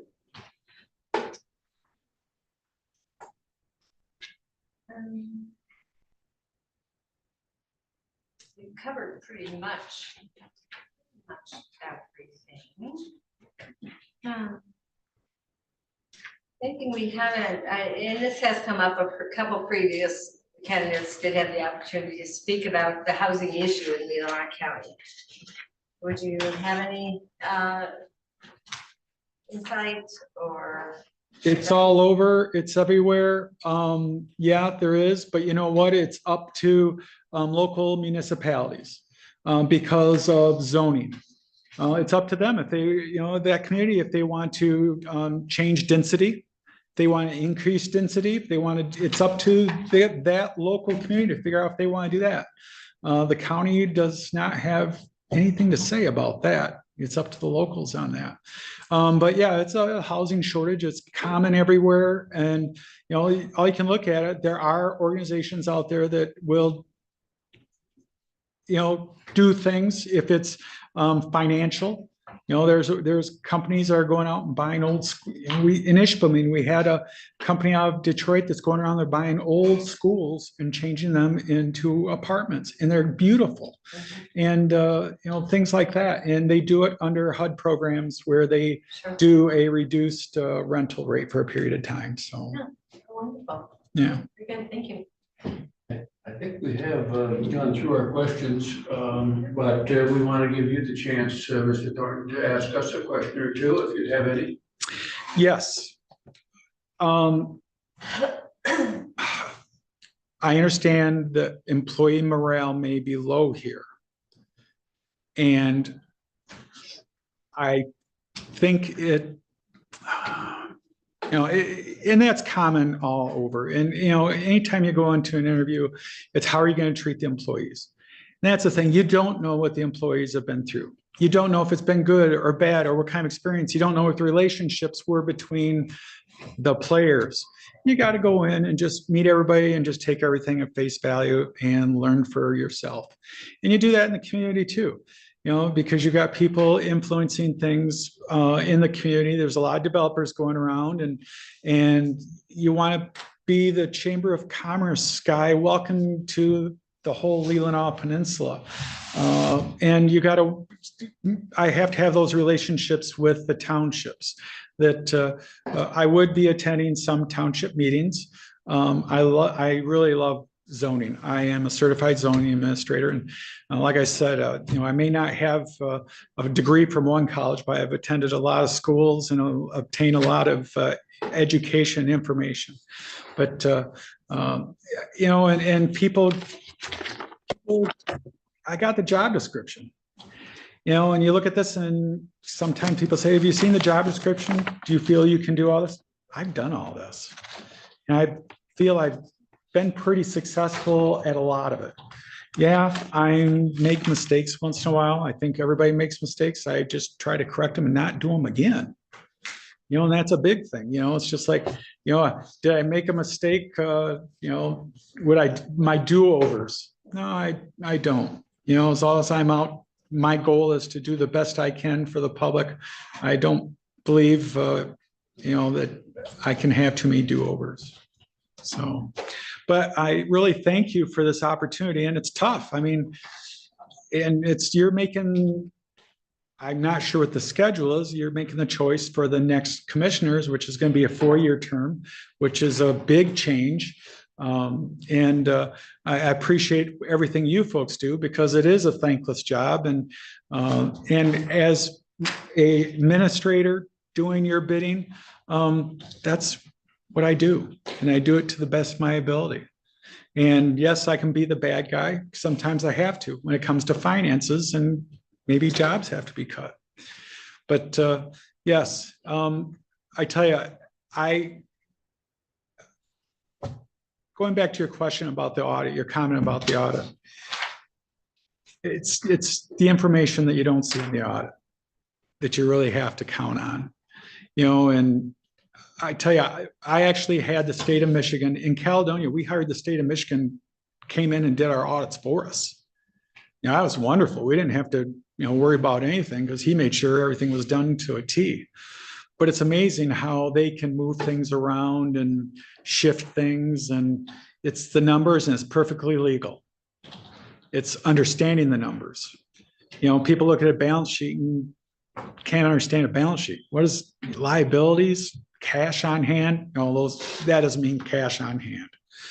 There's a lot more that goes into that. So yes, and my comment, my reaction to the question, I have heard things about the finance department and the last person that was doing the finances. And I don't know what the situation is there. I hope to hear, do you folks think everything's good with the employee morale, staff morale right now?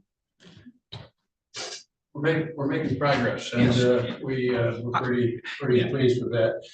You asked, your question was what's our schedule? We have a couple more interviews today. We will be making some decisions about final interviews or second interviews tonight, and you will be told. So thank you so much. So thank you very much. I appreciate the time you've given me, and thank you all for your service. Thank you. Wow. Thank you. Nice to meet you. Thanks for coming. Okay. Thank you. Thanks a lot.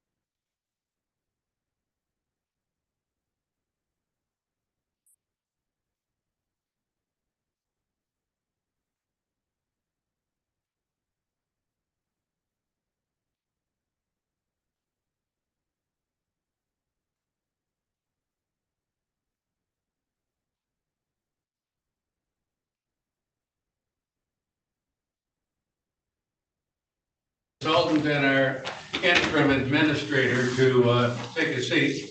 Yes, sir. Now, Mr. Dyer, thank you for coming.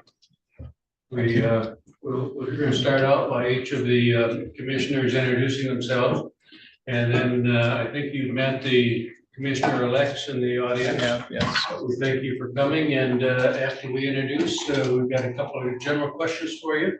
And then each commissioner will go around, and tonight we're going to make some decisions about next steps. So Commissioner Lautner, would you introduce yourself? Welcome, Melinda Lautner, Solon and Casson Townships. Jim O'Rourke, I'm Elmwood in Bingham Township. Gwen Allgaier, Cleveland, Glen Arbor, and Amherst. Ross, Centerville, and Leelanau. Doug Retro, up the Van Bingham, part of it. Okay, Wessel, Northport, Township, and Sutton Bay. Mr. Dyer, can we call you Jim? That'd be fine. Jim, we've had the opportunity to review your credentials and your packet, but some of the audience hasn't, and the people watching online have not. So we'd like you to start out by giving us just a brief overview of your background, your career, your interest, and why you think this might be a good fit. Well, I appreciate the opportunity. First of all, as far as my background, I was lived in Michigan all my life, born and raised in Ann Arbor, attended high school there. Then 4 years at Michigan State University, took a year off to get married, basically, and then 3 years at Cooley Law School. And since then, I've been a practicing attorney until October of last year, when I was hired as Northport Village Manager. Most of my career as an attorney, I've represented municipal clients. I worked for a couple firms that were the select counsel for the Michigan Municipal Risk Management Authority. That's the largest insurer of municipal entities and one of the largest in the country. And I believe, last I looked, that you are a member of the MMRMA. So through that employment, I sat down once and figured that I had appeared in 63 of the 83 counties in Michigan as an attorney at one time or another, and represented probably 20 or 30 of those counties, all of the counties in Southwest Michigan, Kalamazoo, Calhoun, Allegan, Berrien, St. Joe, all of those counties at one time or another, I represented in a number of civil rights lawsuits, particularly. Because I was in the Western Michigan office of those firms, we tended not to be able to specialize particularly. Some attorneys in the Detroit office might have only one practice area.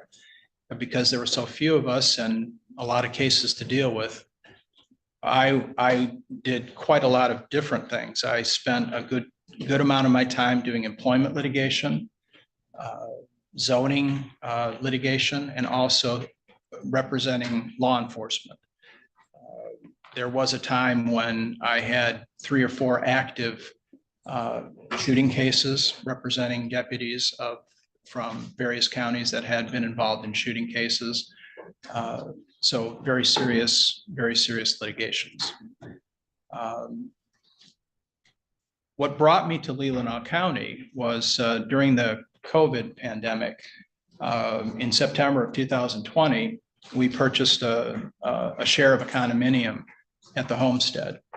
And over the course of really the first couple visits that we made there, my wife and I decided this is where we want it to be full time.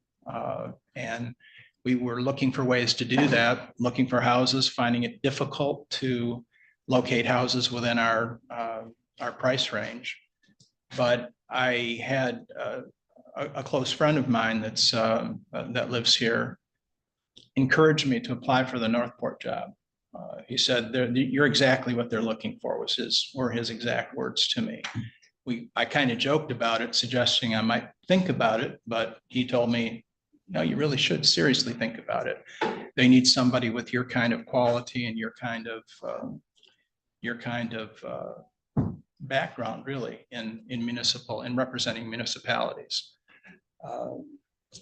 So I did apply and was selected, began work there in October of 2023. And since then have done, I think, a lot of good things there. We've revised the way that the budget is both prepared and presented to the village council. Resolved a few, or tried to resolve a few disputes that exist in the community, and I think overall have developed a good rapport with both the business community, the citizens of Northport, and the village council. I actually have a couple of my council members here today, which came as a bit of a surprise to me, but they're trying to convince me not to leave, I suspect. But in addition to my professional career as an attorney, I also spent about 35 years as either appointed or elected official in the city of Marshall, where I was living. I served about 25 years on the Planning Commission and the Zoning Board of Appeals, 4 years on the City Council, and 4 years as mayor of Marshall. So I, in that sense, bring a kind of a unique thing, a unique background that I don't think a lot of candidates would have. And that is both having been an advisor to government, but also a decision maker as an elected official and planning commission member. During that time, the 8 years that I spent on council in Marshall, we did quite a lot of things that everybody knew we needed to do, but nobody would take the bull by the horns and do it. We built a brand new fire station. We built a new police station, which was the only, at the time, and I think still is, the only collaborative police station that involves both or all three of the Marshall City Police, the Calhoun County Sheriff, and the Michigan State Police, where they are all in one building and collaborate on crime fighting in Calhoun County. We also, when I was on council, we completely redid the economic development function of the city. And I consider that probably one of my better, most important accomplishments as mayor, was redoing that completely. And I can give you a little bit more information about that, but I know you want to just hear my background, and that's basically that. Thank you, Jim. Second question before we open it up. What's your understanding of the county administrator's role? And what do you believe to be the issues that the new administrator is going to have to deal with, and counties in general are going to have to deal with in the state of Michigan and the current climate? Well, I had the good fortune of, before coming to Northport, of spending almost 8 years as the corporation counsel for Calhoun County. So I directly worked for the person that I believe is perhaps the best, if not one of the best, county administrators in the state, Kelly Scott. And she was, if I were to be selected for this role, I would function in a lot of the ways like she did. I think that a county administrator first has to be a leader. They have to be a leader of the staff that you have carrying out your policies. I think that's the most important quality I think that you can bring to as county administrator. I think that's the most important quality for a county administrator. As far as the challenges that counties face generally, the thing that I think is the most challenging for counties is to recognize the fact that you're a statutory entity. Just in the same way that a village is, you're limited to doing those things that the legislature has determined you're permitted to do by law. And interpreting the limitations of those strictures that come from the legislature is again, one of the more difficult things that you need to do as county administrator. Determine what those are, and is there a desire on the part of your board to expand those? Will that require some form of legislative fix, if you will? Do you need to get that? Do you have to obtain that authority from the legislature? Those are the kind of things that I think you need, are going to be difficult to face for anyone dealing with leading a county in Michigan. Thank you. We're going to start with Commissioner Rexroth for the first question. So in your professional capacity, can you describe a time you made a risky or unpopular decision, how that was shepherded, and just tell us that story, please? I mentioned it in my resume, but the Property, what's that?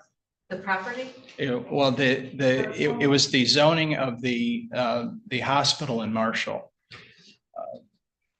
Just to understand the setting, Marshall is a very, despite it's primarily a farming community, but it is very significant historical background. And in fact, it has the largest, what's called small urban National Historic Landmark District in the country. The problem that was presented is we also had a very active and high quality hospital that sat right in the middle of that district. And it needed to expand. It needed new parking. It needed additional physical plant, and it had nowhere to go. And yet one part of the citizens of Marshall were, we don't care what happens to the hospital, make them move to some other location, not taking into consideration how difficult or expensive that would be. The other side wanted to just absolutely let the hospital do whatever it wanted. And over a multi-year period of time, with many meetings with public meetings, private meetings with individuals, I lost friends over this issue. But I knew that it was imperative that we get the hospital what it needed to do, but still retain the historic character of the area. And we did that by an overlay district in the zoning that permitted certain development that might not otherwise be permitted if it was related to hospital uses. And again, meetings with the hospital to make sure what they needed was in the ordinance and that the protections for the historic landmark district were also there. Like I said, that was something that I actually lost friends over for a period of time, but over time, they would come back, or did come back. And we're thankful that I took the effort to do what we did and how we did it, to give everybody an opportunity to express their concerns and their desires for the community. Thank you. I'm interested to learn more about what you think a leader is. So I have a couple of thoughts here. Reading from your cover letter, it says, as detailed in my resume, throughout my career, I've consistently demonstrated a leadership style that manages change by actively involving those it impacts the most and recognizing that everyone is an involuntary customer of the governments that serve them. That's kind of a new thought to me that I appreciate a little bit more clarity on. And could you give us more examples of the qualities of your and the things that you think a good leader has, that you would be bringing strongly to our community to earn our trust and our respect? I think first of all, every good leader has to have, as a principal quality, the ability to actively listen. And that becomes even more difficult when you have an objective, to kind of divorce yourself from that objective and hear what the other party is trying to say, what they want to accomplish. It's actually quite a difficult task to do, because you're trying to advance a particular program or function or outcome, but somebody opposes that. So how do you do that? And the only way you can do it is by actively listening.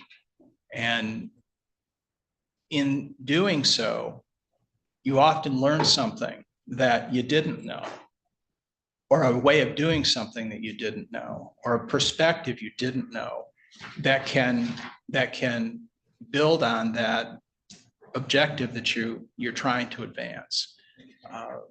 And I've had to do that during most of my career. What I was the best at as an attorney was the function of mediation, where you really have to understand what both sides are trying to accomplish before you can act or help them achieve a decision that they're both comfortable with. That's the best outcome. And that's where I think active listening comes in first. I think secondly, you need to be honest, what I refer to as an honest broker, by going to both sides of that and explaining the one side to the other. That's also a very difficult thing to do, because typically people don't want to listen to what the other side has to say. And that's the approach that I always take is, I understand what you think, but can you consider this possibility as well? So I think those two things, both recognizing that you have to actively listen and be honest with both parties to a dispute. And sometimes it's not just two parties, it's 3 or 4 or more. And keeping all that in focus is not the easiest thing to do. But I think that's what a leader does. That's what I've always done. Another example was when we did restructure the economic development function of the city. The real problem that we saw, that I saw and others as well, is it was set into what we ended up calling silos, where each little, like the Chamber of Commerce had their thing that they did, and they did fairly well, but it interfered with, at times, things that the Downtown Development Authority was trying to do, and they became at cross purposes. And then the LDFA, the Local Development Finance Authority, that ran our industrial park, was at odds with the two of them. And we were trying to attract development into the city. And what we had to do was, what we ended up doing was creating a new nonprofit that would staff all of those 3 entities and have a unified vision of what economic development was going to look like in the city of Marshall. And that took a lot of the same leadership skills that I talked about had to be brought to bear in that situation as well. Because again, there were constituencies that didn't want to give up the things that they had. But when you showed them what the end result was going to look like, and not just the end result of what the organization was going to look like, but what the ultimate goal to be achieved looked like, everybody came together, and that organization still exists, 10 years on. Thank you. Thank you for being here. We have a unique situation. It's not unique as far as counties go, but you will have direct reports, people who report to you. And you'll have the challenge of getting along with, I think it's 5 other elected officials who had their departments. Well, you manage the policies for everyone to do. It's complicated, isn't it? It's very complicated, but it's something that I did for 8 years at Calhoun County. That was really my role as corporation counsel. In addition to the more technical legal things, opinions and managing litigation, I ended up being counselor really to the elected officials. And I think if you talk to any one of them, in Calhoun, we had a combined clerk register of deeds, treasurer, sheriff. We had what was called a water resources commissioner instead of a drain commissioner. That did a few more things than a drain commissioner does. I think all of them would say that that was the role that I played, was to mediate at times between the elected official and the county board. You know, these people are still in office, so I really don't want to get too specific as to which official I'm talking about, but there was one in particular that a faction of the county board wanted to basically, okay, let him sue us and see what happens. And I almost said, which office? And that official was ready and willing to do that. And I had to get in between them and point out to the commissioners, okay, that might solve the problem, but is there another way to do it that doesn't embarrass the entire county? And over the course of a year, we were able to work that out. And the commission got what it wanted in terms of its budget flexibility. And the official got a policy that he could stand behind and believe that it protected his statutory and constitutional prerogatives. And that was not an easy, I will tell you, that was not an easy discussion. There were times when that official sat in my office and we were screaming at each other. But we both agreed we were going to walk out and present our understanding to the commission, and it was ultimately accepted. And that's the kind of thing that I do as in my role.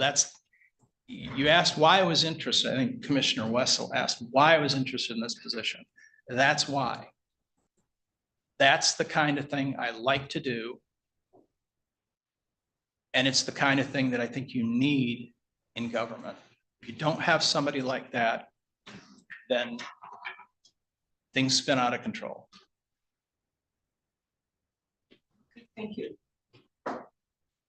Yes, sir. If selected, you would be the 4th administrator since 2022.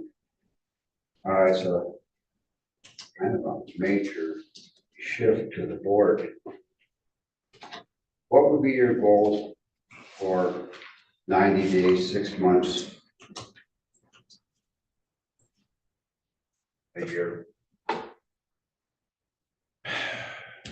At this point, I think I can only look about 90 days into the future. Okay. I can tell you somewhat of what I did in Northport, and I think I would do the same thing here. The first thing that I would want to do is to really get a solid understanding of your budget. I've looked at it. For me to say that I understand it right now would just be a bold-faced lie, and I'm not gonna do that. But I know the essence of county government is doing those things that are mandated by the state. And those things need to be somewhat protected. But the way that we approach budgeting in Calhoun County, again, I want to understand the budget and try to approach it the same way. You build the budget first by revenue. What are your revenue projections? You know, not what are all the things we want to accomplish, but what's the money we're going to have during the next budget cycle? And then figuring out what you're going to, what things you're going to do. When every year, I was on both the internal and the external budget committee at Calhoun County. And every year we had at least $1.5 to $2 million of deficit. And we were able to pare that down every time but the process that we used was to convince all of the departments that if we're going to have to cut something, everybody has to share in it. There is nobody that's protected. There's no department that's protected, no department that can't be touched. So that's why I think in the first 90 days, I'd want to get a really clear understanding of the budget. And secondly, I'd want to understand what I think of as the human capital of Leelanau County. I'd want to get to know that certainly the department heads, but even below the department heads, what do they think? What do they see as the strengths of the county? What do they see as the weaknesses of the county? And then from that, I think you can do a longer term strategic plan when you know those two things. What are your resources going to be as far as a budget, and what are your people like? And I'd spend the first 90 days getting to know those two things.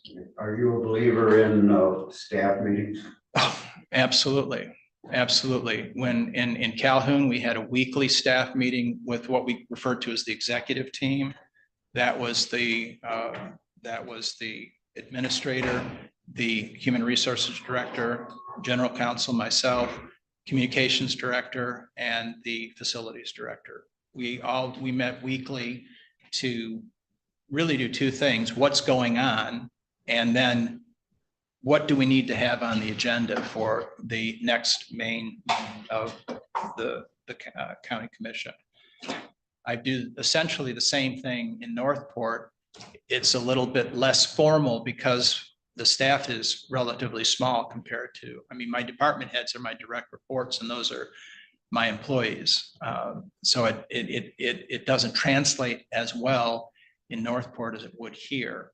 But yeah, and then the other meeting we would have on a regular basis in Calhoun was a general department head meeting once a month, where every one of the departments, including the elected officials, were invited to come present something that they were doing. And you're talking about a 2-minute presentation of, we've got this going on. The juvenile home has its golf outing. We need your help to, we need people to staff the golf outing. It's things like that. So you have an internal communication ring that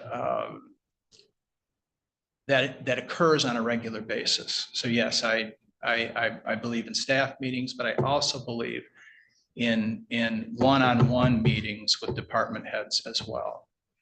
I guess you can't invite all the elected officials, because then you get a violation of Open Meetings Act. So, well, it depends on when I think of the elected officials, I'm thinking of those that actually are the day-to-day employees as well. but would you consider taking the county chair to those meetings?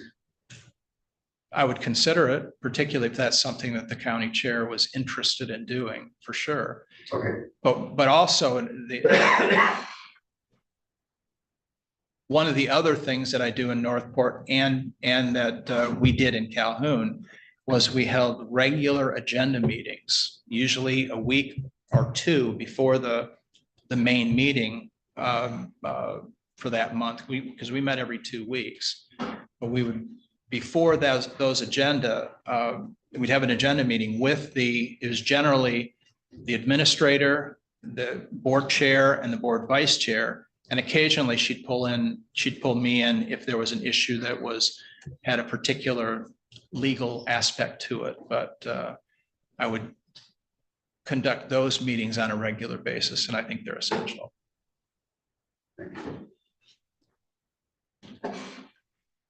Okay, well, I've actually got a two-part question. One is on hiring firepower. So it looks like you had significant involvement in hiring and discipline.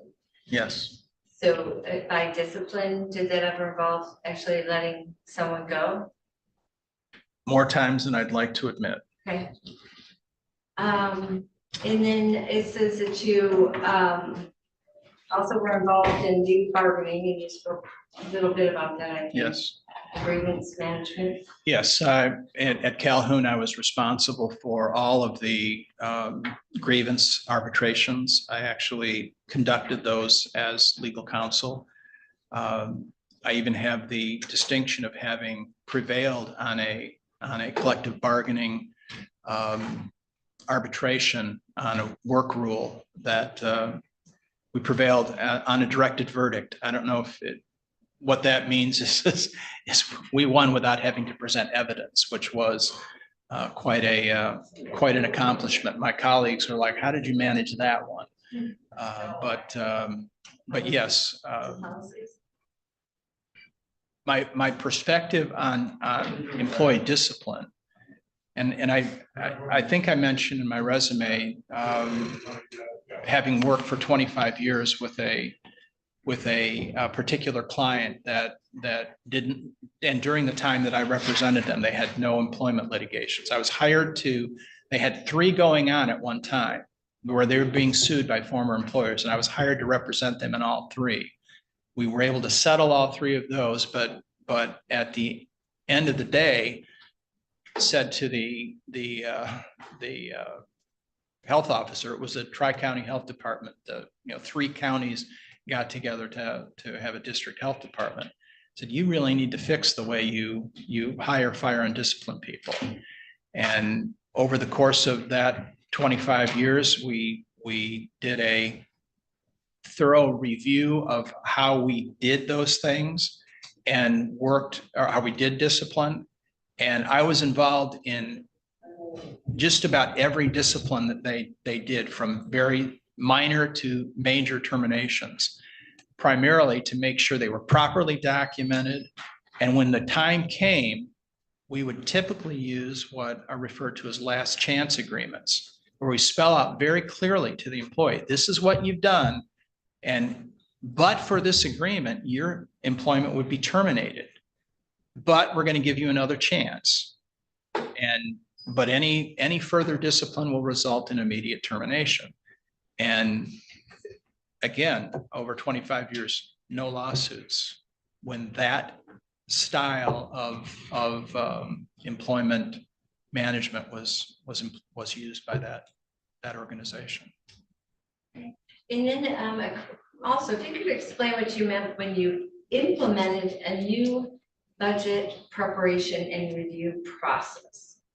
That refers to Northport. Again, basically implementing what I mentioned before in terms of what we did at Calhoun County by first determining your source of revenues, what's going to be available, and then we took those things that we knew we were going to be doing, but retained instead of allocating our what we anticipated to be our fund balances. We left them as unallocated. So throughout the year, we could do projects as they came up. The main issue was really reporting of the finances to the first what in Northport is referred to as the finance committee. But what we're anticipating doing is changing that committee to really being a budget review committee that would meet each quarter to review those, review quarterly our budget and then present that to our board as a whole. So is that what you're calling your internal, external budget? You spoke about the internal and external budget? You spoke about an internal and external. Oh, that was a reference to Calhoun County, where Okay. we had two committees. There was the internal committee of the staff. It was our executive team and a couple department heads. And we met we started the process. And then that gets expanded to include 3 members of the Board of Commissioners. That's the external budget committee. Okay. And that's a, it's a two-layered review process of developing the budget. Very well, thank you. I have been asked by the clerk to remind everybody to speak up. She's getting some low voice warnings on her equipment. We have about 10 more minutes of questions, and then we want to give Mr. Dyer 5 or so minutes to ask some questions. So let's start. Yeah, can you describe, and this is not an administrative question, it's a question of overall county governance, okay? What do you view as what's your understanding of the mandated county services and optional services, what the interplay between those two and trying to keep an affordable tax rate here in the county? Can you expound on that for me, please? The mandated services would be things like you're required to fund the court system as a county. Certain of those are mandated. Certain of those services, things like the maintenance of support for the health department. Those things are determined generally by statute and past history. So those things are things that you have to do. You don't have a whole lot of choice over them. In terms of optional things, frequently those are things that are supported by a separately voted millage at times, and that's probably the biggest example of a more optional. It's a permitted but not required function that a county can do, and frequently those are supported in that fashion. A Calhoun County example is one of the things that our board wanted to do is to eliminate the county road commission, and they did. They took that function in-house at a time when the road commission had a 0 fund balance and was on the brink of literal bankruptcy.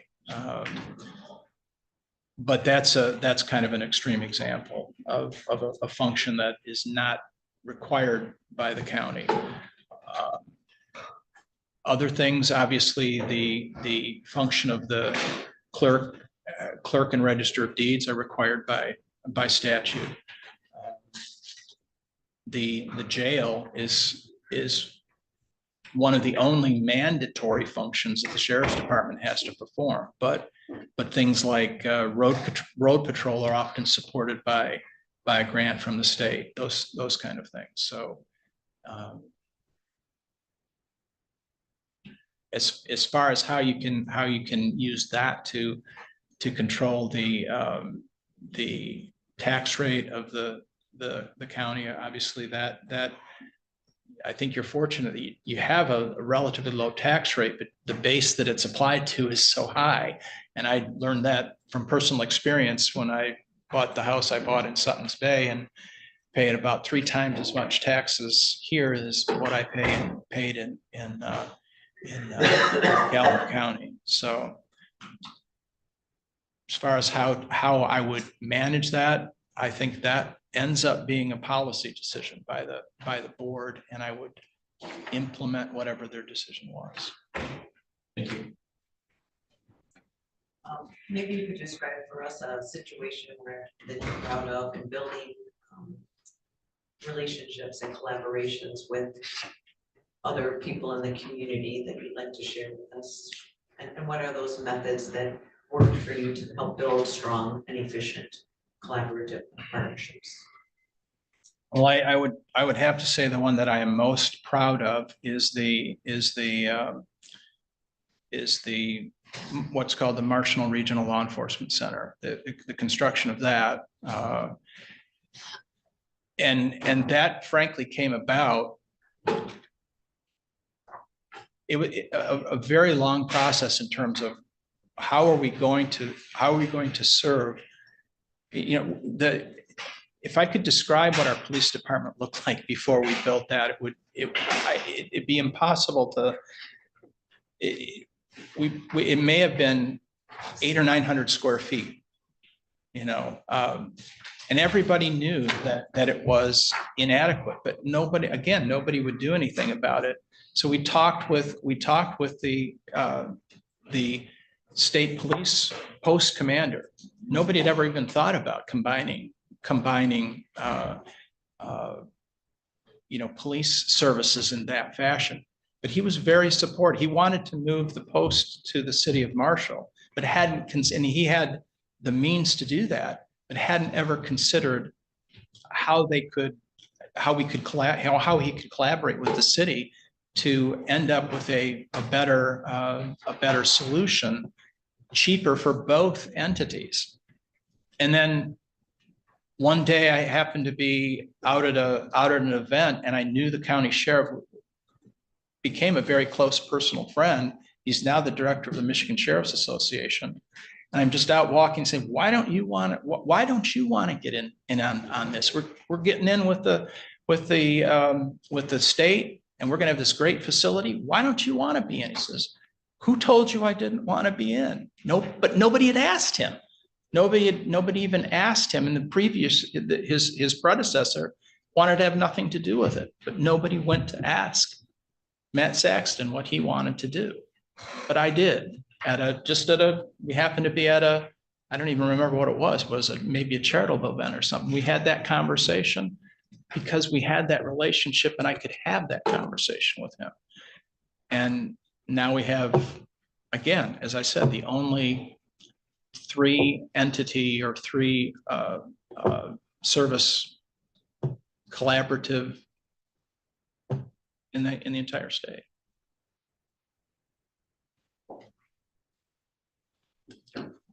How do you interact with employees? How do you interact with people in the county building? Well,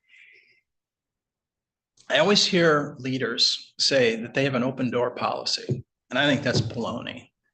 The way you interact is by going to people's offices. You see them in the hallway, strike up conversations about, hey, how things going, what's going on in your department. That's what I did in Calhoun County. That's what I do in Northport. That's what I would do here.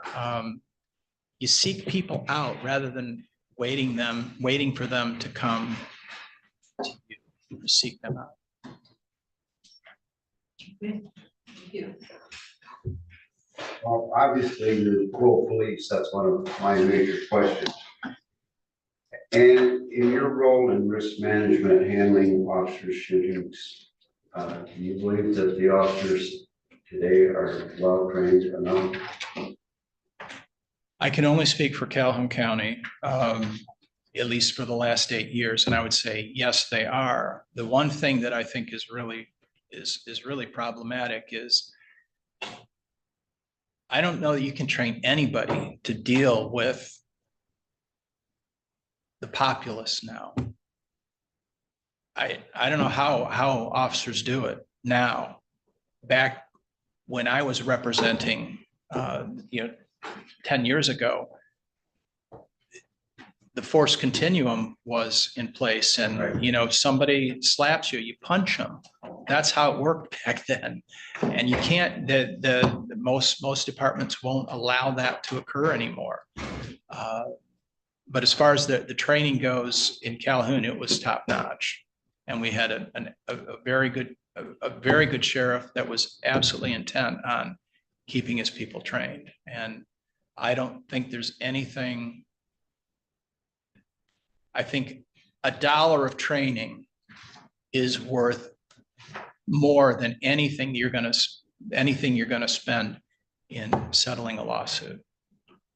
Thank you. And you save a lot of money on lawsuits by a dollar's worth of training. We're looking to really nice body cameras right now, recordings and everything.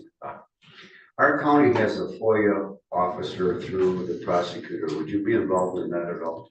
I would certainly talk to the prosecutor about that, but I was FOIA officer for Calhoun County for 8 years.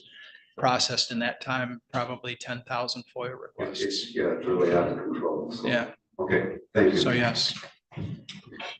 Last question. I know you had would you like to speak a little bit about, question has been more generally quote unquote affordable housing in Leelanau County. I know you did a workforce housing project. So I can speak about that a little bit. Yeah, I think that it's when I talk to the business community in Northport, it's probably their number one priority. They need it. How they get it is unclear to them. I would say that the role of government in that is to facilitate the means of doing that. I think there's a lot that you could do through the planning department that would be a clearly permitted function through that department to facilitate the ability of developers to come to Leelanau County. One of the things I think you might see in my resume is I'm on the board of directors with Peninsula Housing, and we're actively involved in finding ways to get something to happen in Northport. There are so many obstacles to that I can't even express it. And the most important one, though, is just money. I don't see that government has a role necessarily in providing money, but it could have a role in providing low interest financing. It could have a role in providing services that would make it more likely that a local municipality could qualify for the low income housing tax credits that are available through the federal government. That's the real problem right now, is other than Sutton's Bay, none of the local villages really will score well enough to qualify for those. So finding a way to help them do that would be something that I think would be an appropriate role for the county. Thank you. Jim, we really appreciate you being here. Before we let you go, we'd like to allow you the opportunity to ask any one of us or all of us a question or two. I don't know that I have any real questions. I think you've made pretty clear what it is that you are looking for in an administrator. It's a role that I'm very interested in. It's a role that I didn't think I would ever be in a position to play. But I've always enjoyed county government. I think it's one of the most interesting. I think counties are far more interesting than cities or villages at times because of the things you've mentioned in some of your questions. Is how do you deal with elected officials that have their own, their own statutory and constitutional prerogatives. So I hope that I've told you or communicated to you what I can bring to Leelanau County, and I really look forward to the opportunity to working with you and the newly elected commissioners if you see fit to give me this opportunity. Thank you very much. We're going to, we have one more interview today, and then we're going to meet, and we're going to get our own input and input from the new commissioners, and probably make some decisions today, get them to chat, and get the word out. But thank you very much. Thank you. Thank you. Thank you. We'll take a 5-minute break or 7-minute break. All right. That's nice from Melinda. I'm always the first one back. Why do you pick up me? For that, I'm gonna take 10. get that straight. You Usually just, just buy nice ones. if you got a minute for every year you were here, you could take an hour. I can take a half hour, half my life. And then we'll get it. All you buttons for it. You get your wheelchair, walker, I've got all that stuff. My last motorcycle accident. It's a little early in your career to crawl under a desk.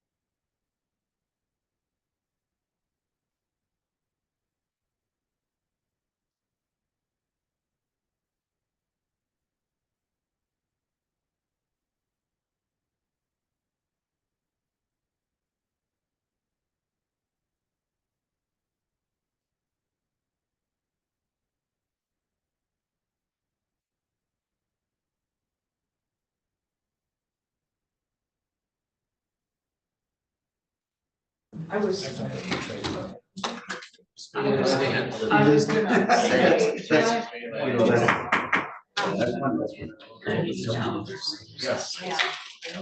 don't have my.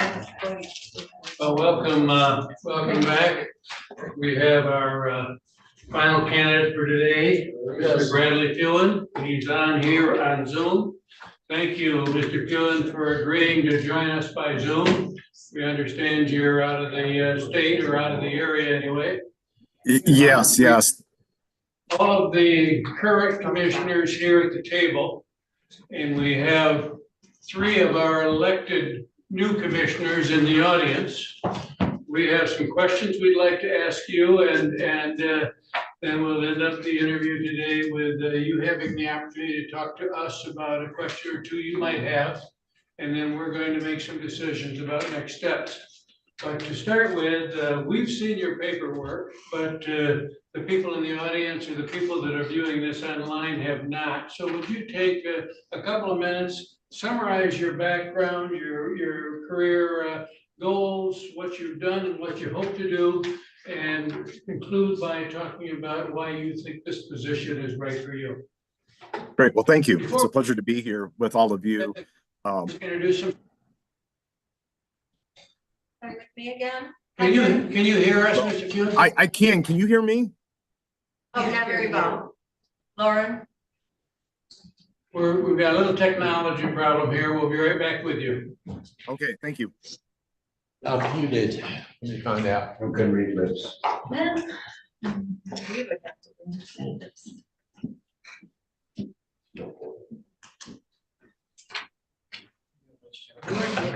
Can you see over Yeah. I can see over you. Yeah.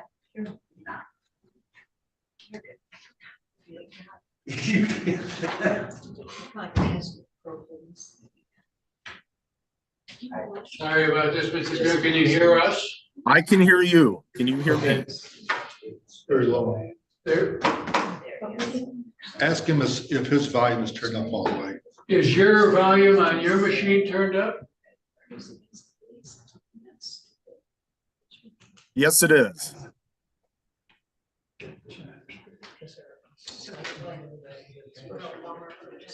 We'll just wait to get it fixed here. We'll be right back with you.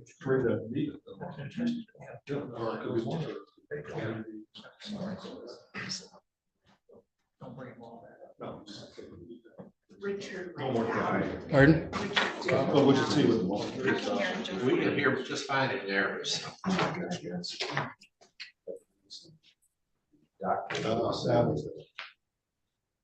try that. Can you hear me now? Oh, Yes, we can. All right. Thank you.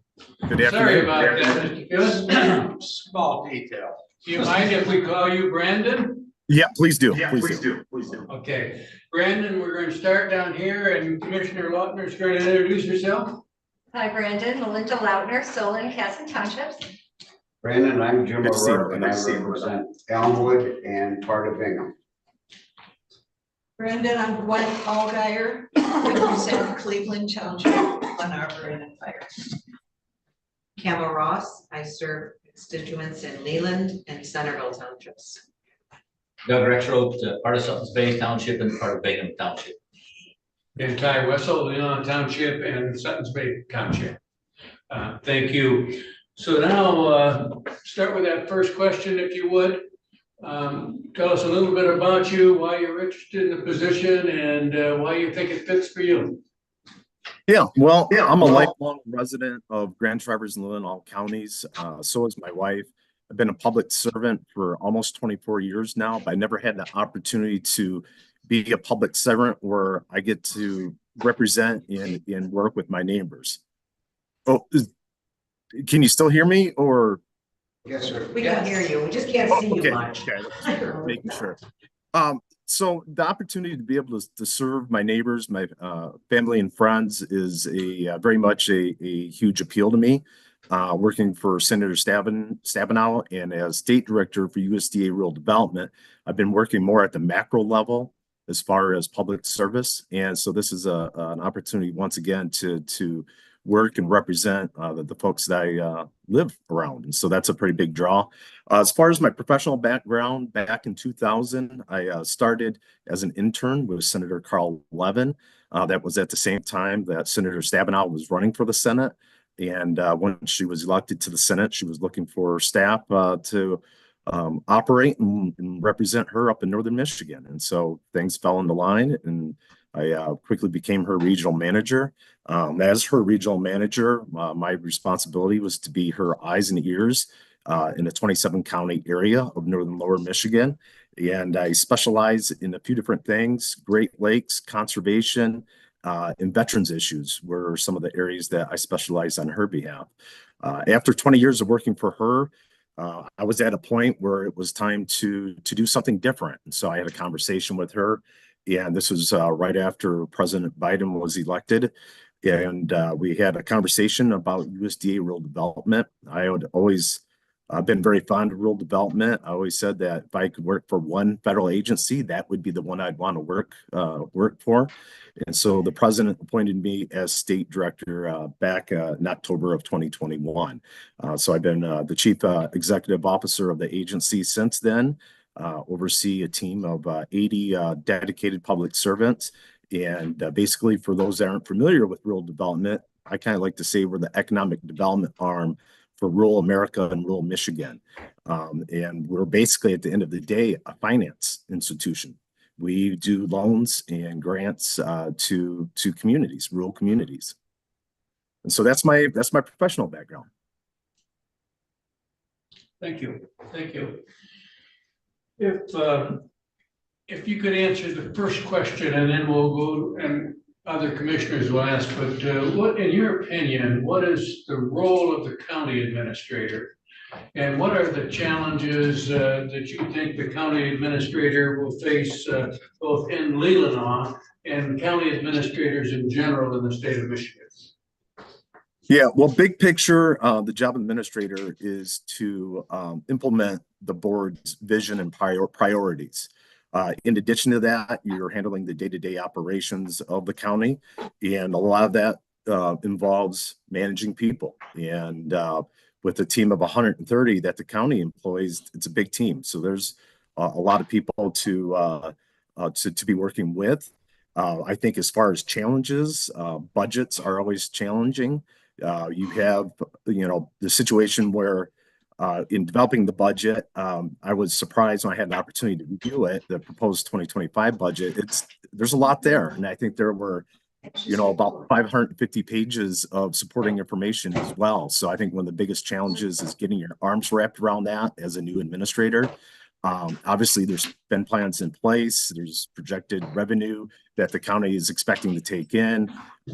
But I expect the budget will be an interesting learning curve for myself.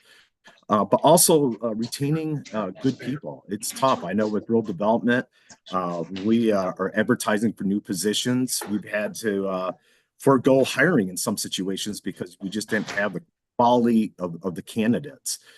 So hiring and then retaining those individuals is a real challenge in this environment.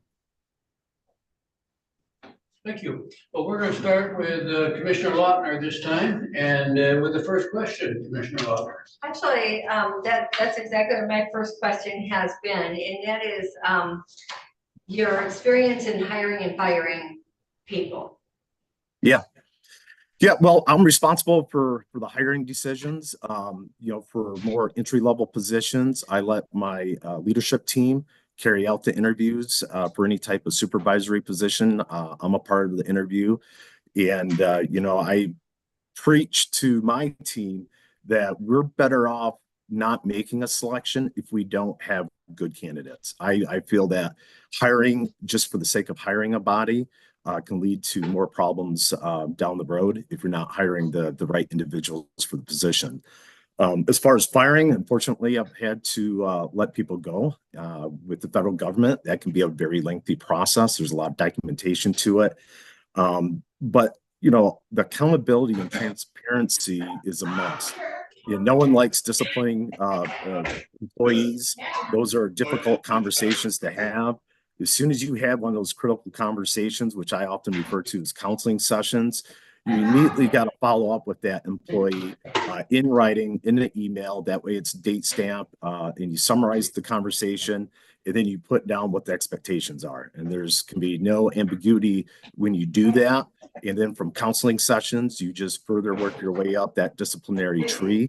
What I've found is that with individuals, once you start them on a disciplinary path, they will often seek other employment.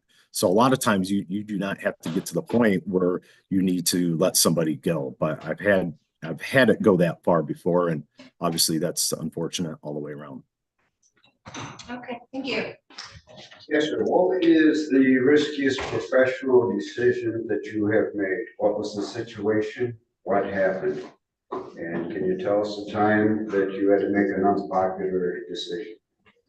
Yeah. Well, just recently, we completed a hiring surge, and with the hiring surge, we rounded our leadership team along with other vacant positions. And with the new team in place, I restructured how we were organized. And so I kind of changed it from a decentralized supervisory situation where area directors out in the field had more direct control over certain type of specialists, and change that to where our program directors have more control over the specialists. My opinion is that as a program director, if you're going to run that program and you don't have direct oversight over the specialists that work in that program area, you're not going to be very efficient with operating your programs. So in this situation, pretty much half the leadership team was happy with my decision, and the other half was not so happy. The area directors were pretty dead set against it. The program directors were very much in favor of it. And so we met as a leadership team to figure out the best way to do this. And, I pretty much presented what the situation is, why we're doing it, the data about why we're doing it, along with what was non-negotiable. Everything else, the team had complete say on how we do this. And so by doing that, it allowed the people that were maybe against it to have more influence and say in how we will operate moving forward. So that was something that happened very recently, and we're just now kind of finishing up all the HR maneuvering that went with that. Thank you.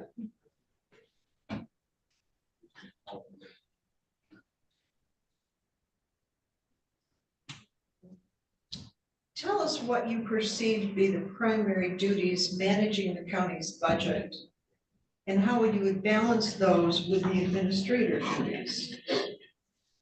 Well, it's a collaborative process. I know that different departments are submitting their budget requests. You're not going to be able to honor everybody's request. That's just the reality of it.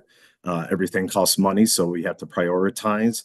And that's going to be, once again, through dialogue, conversation. I think that, as administrator, you've really got to listen to each of the department heads and explain at the end of the day why you're making the decisions that you are. And obviously, it's always with, being a good steward of the taxpayer dollars. Thank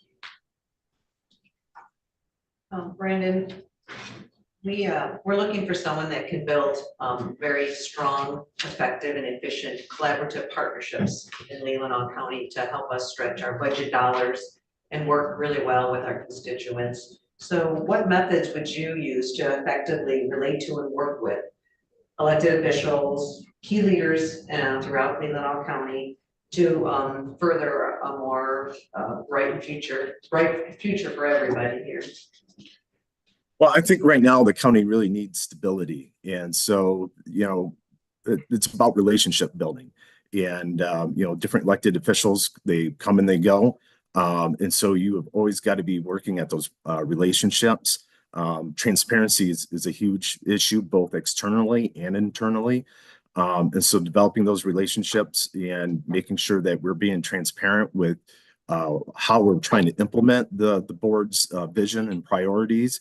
And to explore every opportunity to do that.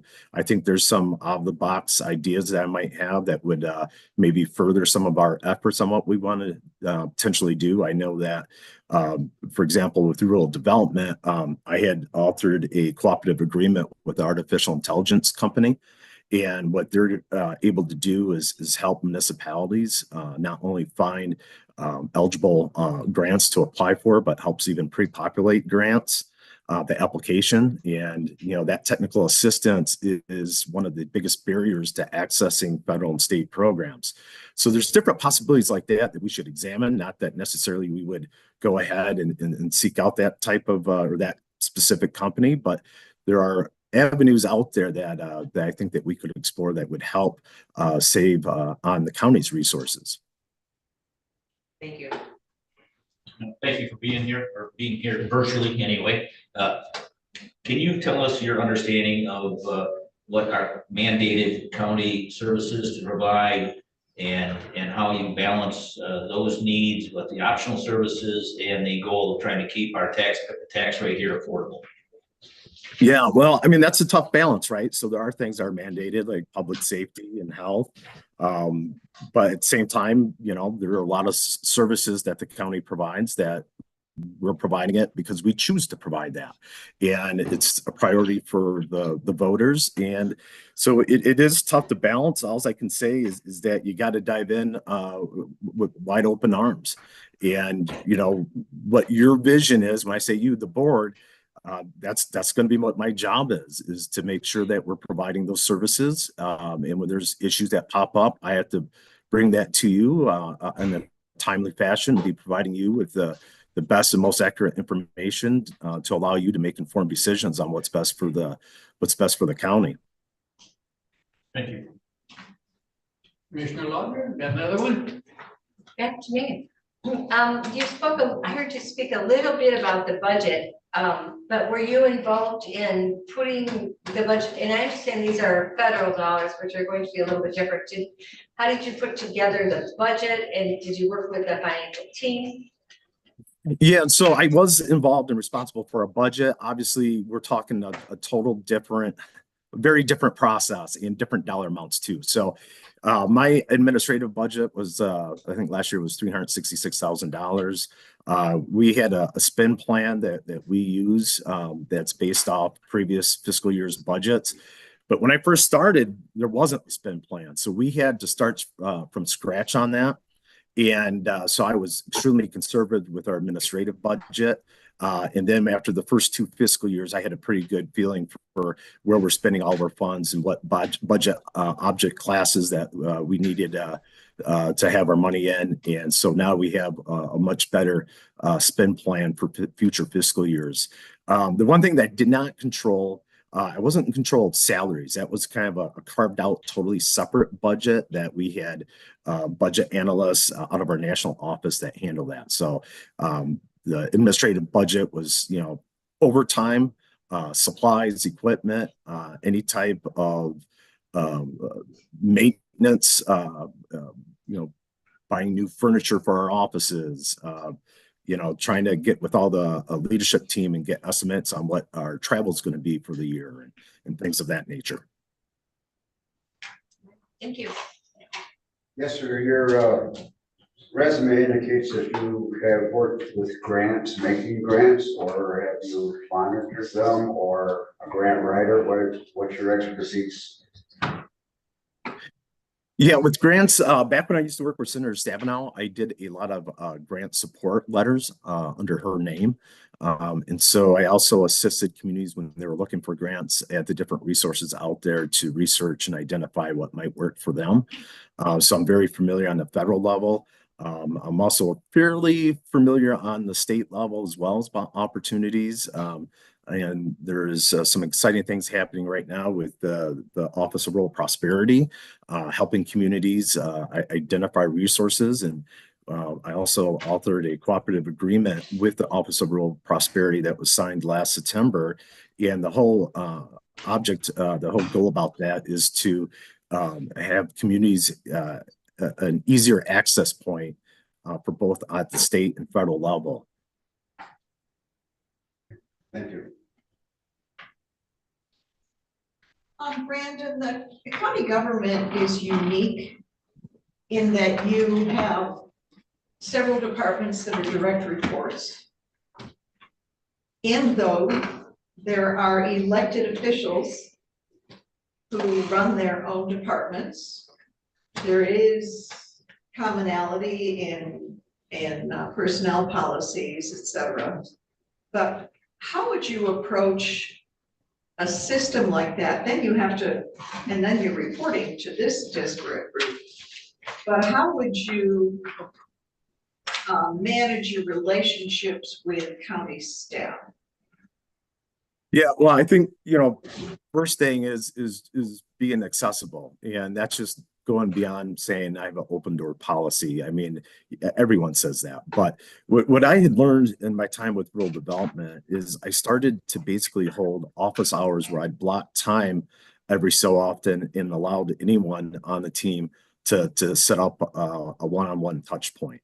And it was just interesting how once I or kind of switched into that mode of operation, I went from hardly ever hearing from staff to now when I blocked time and said, hey, go ahead and schedule a touch point with me if you want to. I was surprised about how many staff reached out. They'd reach out for a variety of reasons. It might be to talk about, that they want to switch program areas or that what their career goals are and or items that they're having issues with. And that was one of the smartest decisions that I learned in my time with rural development here is to carve out that time to make yourself available and to have those one-on-one conversations.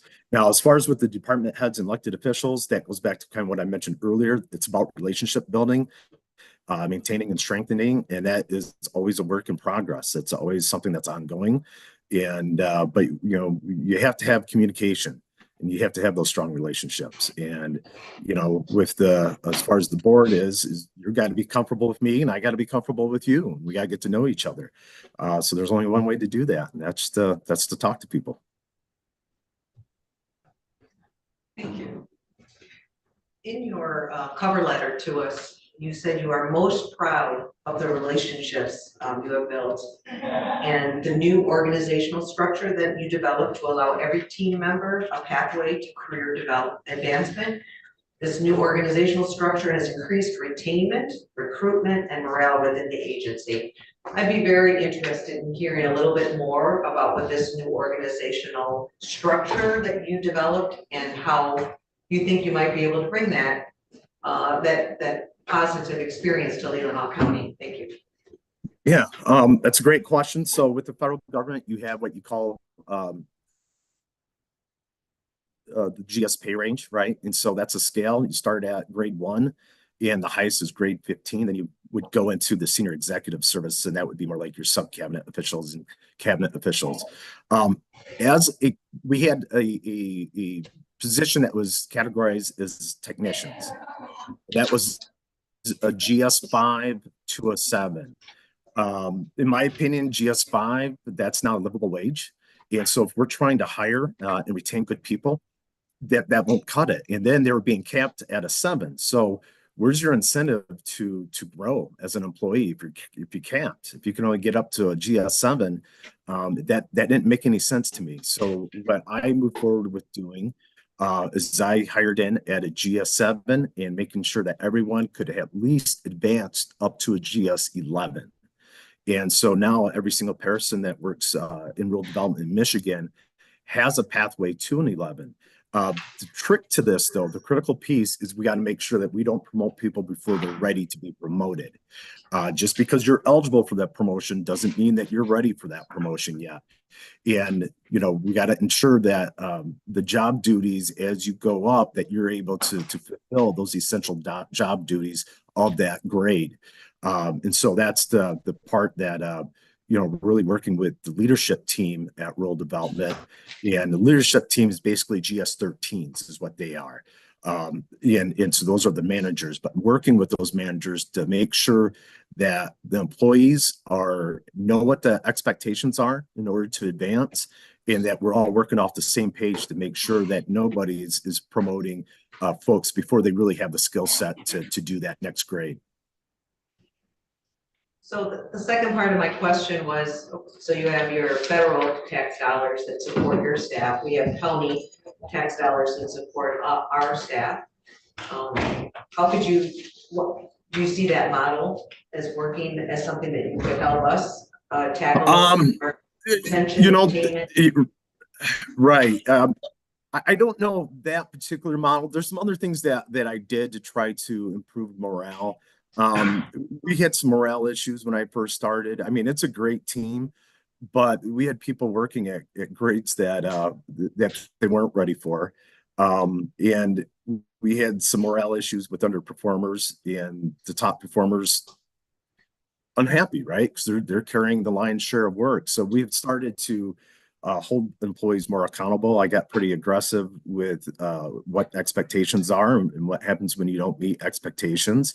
Obviously, in a fair way for everybody, but to actually hold people accountable. That improved morale right there. We also instituted what I call cheers from peers. So we, every month we have team members that get nominated by their other team members. And so we announced to the entire team at one of our all hands meetings, we have 2 a month, and we recognize those employees and what they accomplished. And then I got them, each one has like up to $25 worth of USDA swag that you could do as a prize. It sounds very small. It's a small thing to do something like that, but just the difference it makes, and for team members to be recognized by their fellow coworkers and just to get recognized for what they did, it created a real positive impact, I think, on our team. And like I said, it's a small thing to do, but small things like that matter. It makes a difference to get recognized. Thank you. Can you tell us about a politically complex work situation you were involved in and how it resolved? A couple years ago, I thought this was going to be relatively easy, low-hanging fruit. I knew that the state of Michigan at one point, or I should say rural development Michigan at one point, had a programmatic agreement with the State Historic Preservation Office. And in talking with our team, it was apparent that we could really use to have one back in place. It had expired, sunset, I think back around 2006. So I thought to myself, well, how hard can this be? And the reality was it took 1.5 years of really hard work to do it. And so working with our partners over the State Historic Preservation Office, but we also had to get input from tribal nations. And so we had to do a federal notification to our tribal partners as well. Some of them were very curious about what we were trying to accomplish. So then we had to have a series of meetings with our tribal partners, explaining to them what's the objective of the programmatic agreement. And so we had to make them comfortable because they weren't sure of what our objectives were. So once again, that communication from government to government can be very tricky. And in the middle of this, negotiating it with the State Historic Preservation Officer, their director passed away. And so then everything went on pause for a while. New director came in, and then it's re-educating, kind of not starting from ground zero, but really kind of starting over again. And so it was a very complex process, took 1.5 years. We got it done, and I was very proud to sign it. And instead, typically a lot of these things are 5 years. We did a 10-year agreement. So, this is going to be around for a while. And at the end of the day, our customers benefit from it. And basically what it is, not to go into the weeds too much, but anytime there's any type of ground disturbances, we would have to notify the State Historic Preservation Office. And so we define what a minor ground disturbance is. And if it's a minor one, my environmental team can sign off on it, and then we keep track of everything that we sign off on, and we provide yearly reports back to the state. And if they want further information on any of those projects, we can provide it to them. But it cut down on approval of applications for both our home repair program and our 502 direct purchase program as well. So it made a difference for the customers that we serve. Thank you. Well, now you have an opportunity to list something. Another commissioner could raise a question. Any questions from any commissioners? Excuse me, I couldn't quite hear that. Do I have questions? Is that? I invited commissioners now to see if there were Oh, any okay. more questions for you. Well, I have Thank you. one. Yeah, Jim has one. Are you pro law enforcement? Absolutely. Yeah. Our first responders don't get paid enough. They put their lives on the line every day for us. So I have some relatives that were police officers. I have a lot of friends that are police officers, and absolutely. Yeah. We don't do enough for them. That be Scott? Yeah. It would be Scott. Yeah. Yeah. he's one of them. Retired now. I do have one, and I have asked some of our other candidates a question of the housing issue in Leelanau County. Any input you'd like to have on that issue at all? Yeah, I mean, we all know what the challenges are. Yeah, I have two sons, they're twins, 14 years old. I don't know how they're going to afford to buy a place. I couldn't, the home I currently have, which we bought 15 years ago, I couldn't afford it right now. That's a huge concern. And we got a real problem on our hands. I wish I could tell you I had some type of secret, game plan that's going to solve all of that. And the reality is we don't. With rural development, recently we have tried some out of the box ideas that haven't been done in the past. One of them does involve housing. I'm not sure if any of you are familiar with Common Grounds Cooperative, but it's the first realty co-op in the country, the first successful one. We helped fund that with the Business and Industry Loan Guarantee Program. However, the upper two floors, which is affordable housing, it wasn't cash flowing itself. And so we used our community facilities program. And the way to look at that program is it funds essential services. I consider housing an essential service.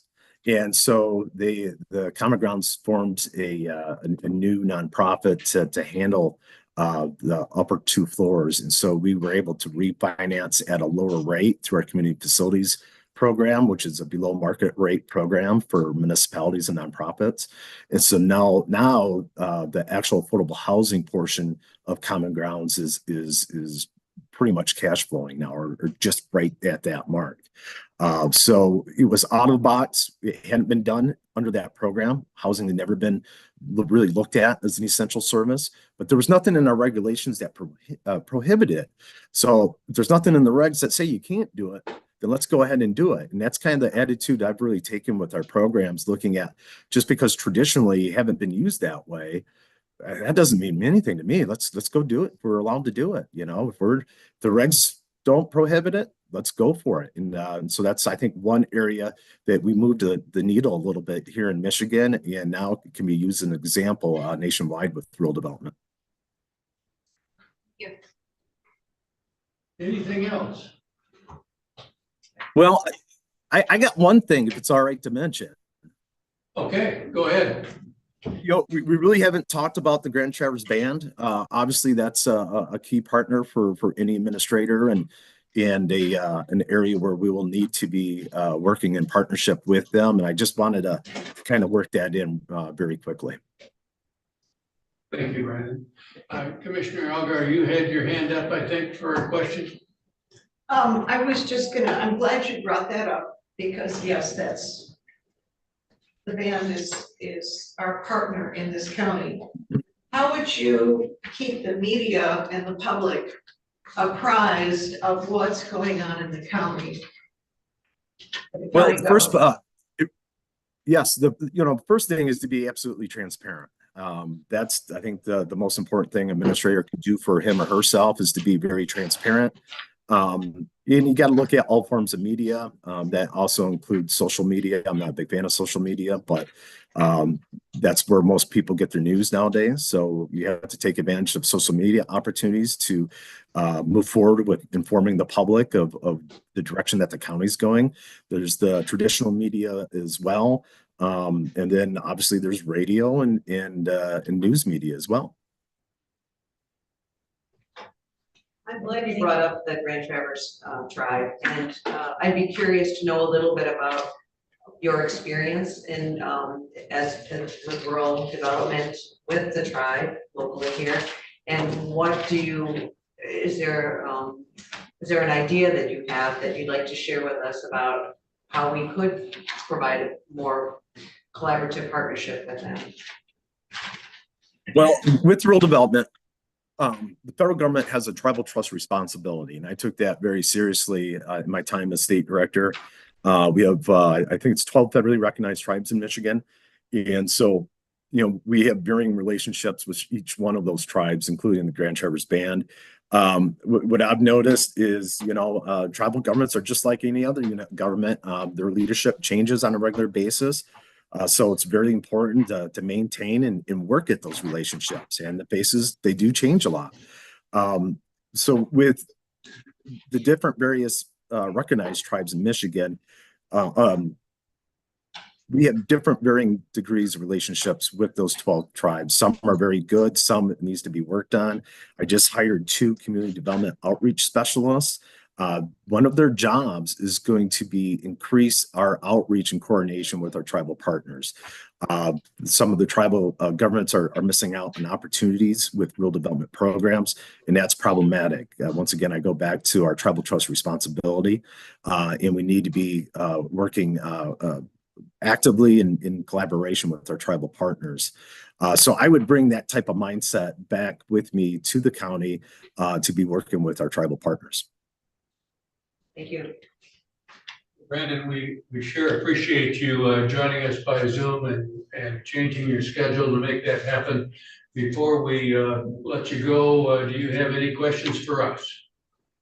Well, I appreciate the time. I know that whatever direction that the board decides, I'm confident that you're going to find the right candidate to serve the residents of Leelanau County.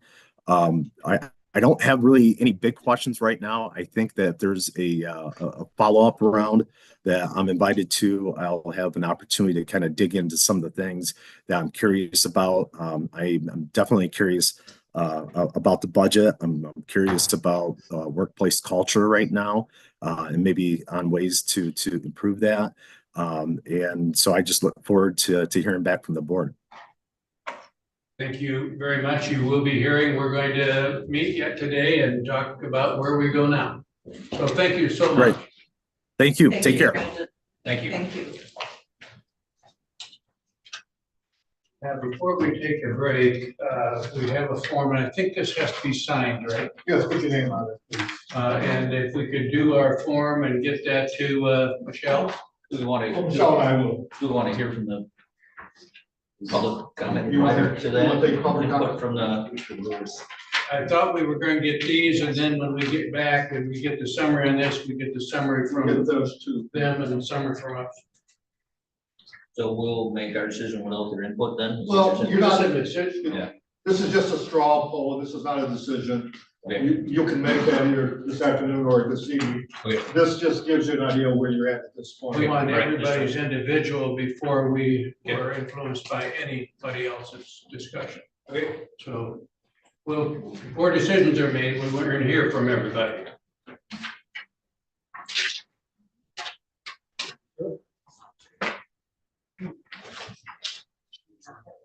Oh, okay, good, thank you. And we'll reconvene in 10 minutes. Chet, Yeah, that's 10 minutes? 10 minutes? Are you on recess right now? Yes, we are. We can be recessed. Yes. I'm So moved. sorry. I need to look through my notes here. Yeah, look through your notes and just. So this is just a straw vote. It's Think not where we mentioning are any of the candidates, before he- but I think it'll help with the dialogue. Give their statement. I have to go to a meeting or something. 10 minutes. So you're like. And we'll start with you. Everyone else. I appreciate it. Yeah. No. We're gonna turn these out. I have this one right here. But you can just give me that. Hello.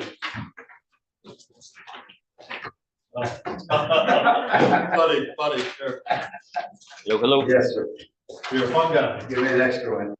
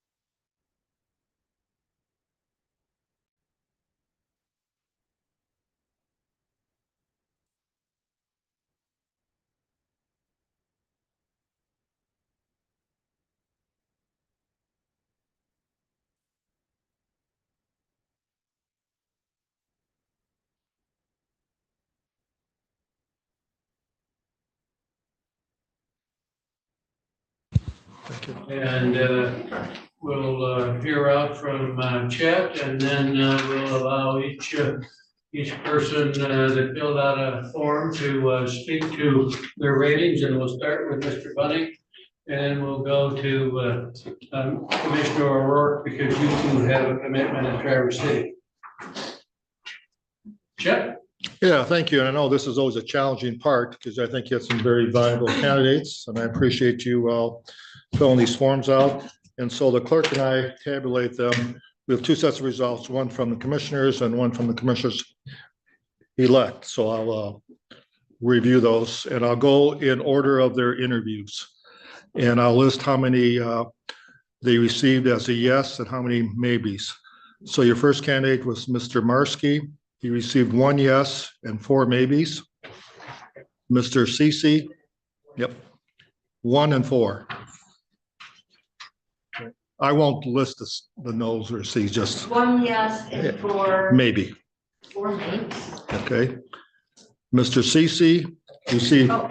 okay, Okay. I can slow down if you want. Oh, that was the same. Okay. I was Okay. not- So go ahead. Mr. Cece received 2 maybes. Mr. Brown received 3 yes and 2 maybes.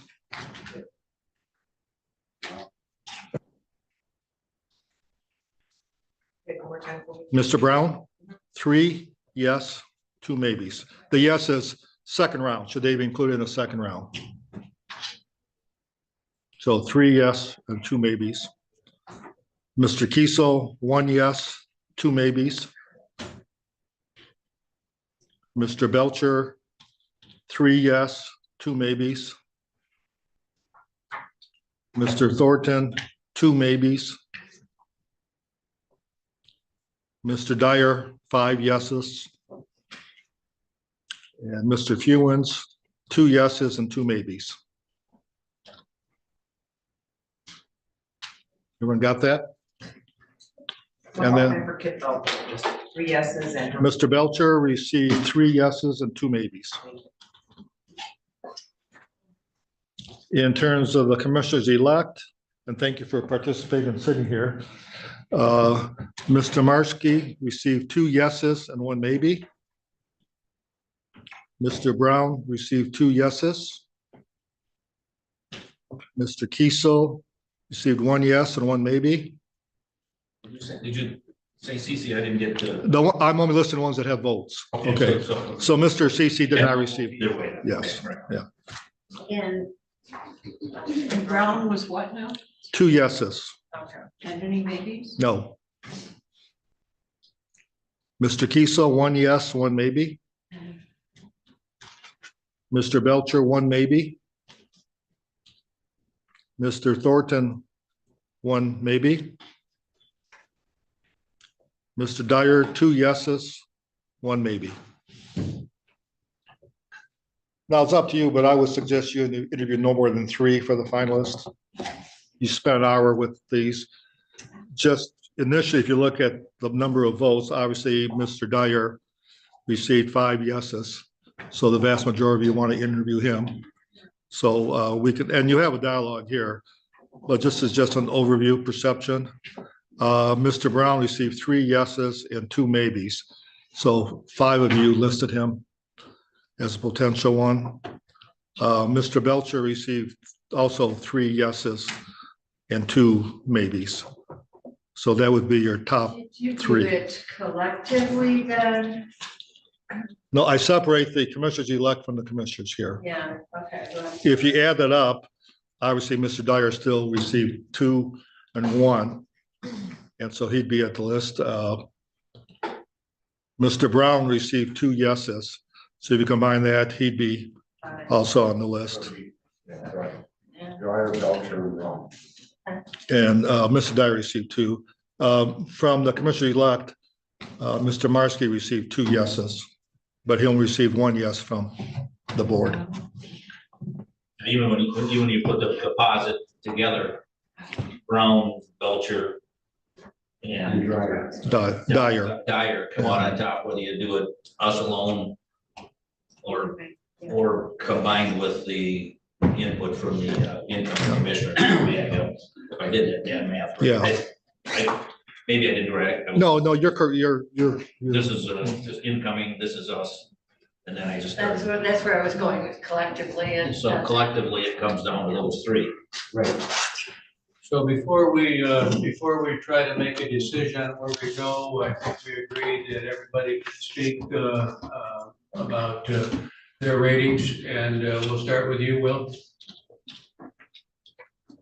Yeah, thank you for letting me be part of this. I really do appreciate that. And I really think we did have some very, very good candidates. And actually, I agree with what the final total was. So I do hope that you do bring those three back for the interviews, and I think that would really work well. You know, I had another one that was higher, but I think that overall we should go with what is expected from everyone. So thank you very much. Thank you. Jim?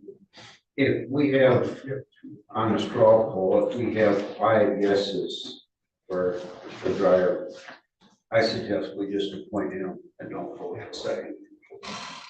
I hate meetings. You know, if there's 5 of us on this board, there are 6 of us that voted yes for that gentleman. It's a waste of time and money to bring the other people back.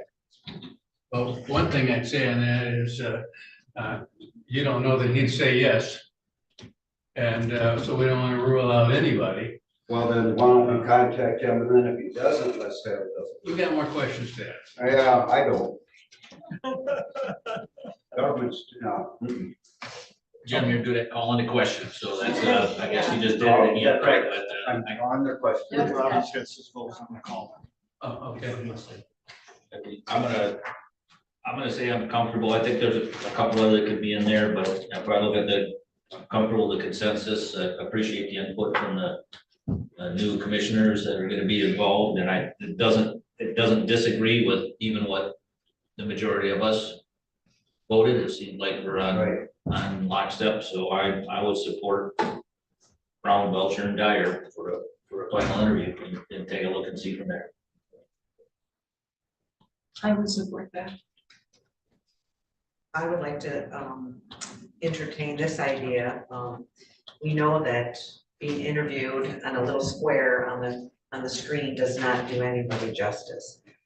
I'm not sure exactly why he wasn't able to be in the room. Obviously, he's got a full-time job, so to be fair to him and to be fair to our constituents, I feel like he scored high enough on enough of ours to ask him for a second interview. I do also agree more than 3 is a lot, but I thought he brought to the conversation something new that we had heard from anybody else, and I'm willing to give somebody another chance and meet him in person. I think that's the least that we could offer to someone who's applied for this very important position. So I would ask that the group consider that. Linda? Me, I am okay with the 3, Brown, Belcher, and Dyer for second interviews. Jim? I just want Mr. Dyer. I'm Yeah. sorry, okay, after we through the second interview, this guy's gonna say, oh, yeah, okay, you know, but 5 out of 6 voted here. He's Sometimes a qualified. second He's in the- interview is I- better. So just for entertainment's sake, Okay, absent that being a possibility, which obviously no one else here is supporting that position right now, so I don't. it's because you guys like meetings, that's why. what, So please let me Excuse- finish. Absent that possibility, what is your opinion past that then? Let's say that doesn't fly. What is your next? I will go with Belcher and Brown and of course, Mr. Dwyer. My favorite jackknife says we're wasting our time. now remember, your vote is who to bring back for second round. It wasn't who select, so. Yeah, that's right. And I can tell you from experience doing this, sometimes people that do very well the first round, you see a different side of them the second round, because it's more of a dialogue and back and forth. Have we not talked to Kip Belcher twice already? So this will be our And so 3 times, those will be our 4th time. If you wish to bring him back, yes. I just got talked to Mr. Robbins and his votes pretty much align, so it doesn't change really who the top 3 were. My opinion, we'll go to Alan and then we'll go to Steve. I tend to agree with Jim, honestly. Alan? Oh, yes. I tend to agree with Jim. I thought they all brought something. I wrote down a number of things, which I won't bore you with. But the one thing I did like about Jim is, and maybe this is my nature. I mean, there's some good, the good thing, there's a good thing and bad things with Jim. I mean, good thing is he's attorney and the bad thing is he's attorney. So, but the thing I really appreciate about what him saying and what that role brings to the table is when he said that he's had lay down, fight down arguments with people where people were able to express perhaps emotional opinions. And then when it's done, it's done. You shake hands, you walk out of the office and you go and you do your job. That really struck home with me. I like that approach that you are allowed to express your thoughts without it turning into long-time personal battles. I think that's too easy to fall into. So I appreciated that. The other two, I mean, I'm surprised the newspaper guy scored as high as he did. We're not very well liked, in case you didn't know that. But anyways, and he's had a tough struggle right along. But anyways, that's my thoughts. Thank you. Yeah, Steve. these are well liked. Yeah, no, I appreciate you inviting us and just allowing us to give input and everything, but based on the results that you guys had, it was exactly where I was in line. I really like what Dyer brought. It's just municipal experience and just dealing with departments and stuff like that. I really like that. And Mr. Brown would have been my top 2 right there, just his financial experience in that sense. So appreciate the questions you guys asked, but I mean, those 3 coming back, I'm very much in favor of bringing them back and just having you guys have more of an open dialogue with that. So 100% in support of that. So appreciate it. Thank you. Well, my top 2 were Dyer and Brown, and I'd be very comfortable with interviewing just those 2 for the second round. But enough people were for Belcher that I'm comfortable with that as well. I understand Cam is due. We've talked to Belcher a couple of times, so I'm not suggesting we rule anybody out. But my top 2 would be Dyer and Brown. I like Brown because of what he brought to the table, but I was worried about what he didn't have in his background. And I liked what Mr. Dyer brings with his experience and his background and what I know he's done in the places he's been. So my top 2 are Dyer and Brown, and if we're going to do 3, I would include Belcher. You know what I found really interesting? Mr. Dyer was very, very serious when he was presenting, but then he went back and talked to his council members and they were smiling and laughing. It's obvious that he has a very calm demeanor, very calm. Yeah, just, I mean, I would agree with, Mr. Dyer is very near the top of my list. So I don't disagree with your station, but I think we owe it to the citizens of Leelanau County to do a more thorough dive than this. So I can't agree with I'm an advocate of his, the way he presented himself, but as Chad has said, sometimes the second interview goes differently. So I'm gonna circle back and still say I'm on the side of Brown, Dyer, and Belcher. And like I said, I agree with Commissioner Ross, we've seen a few times, but in respect to those who rated him where they did, I don't want to, it just seems like the equitable thing, looking at the votes and ratings, is to interview those 3. You know, you look at every one of these, I could pick something I really liked and something that concerns me. Every single one of them. With Mr. Brown, I can't help but wonder, where was he when we were looking for a CFO? Yes.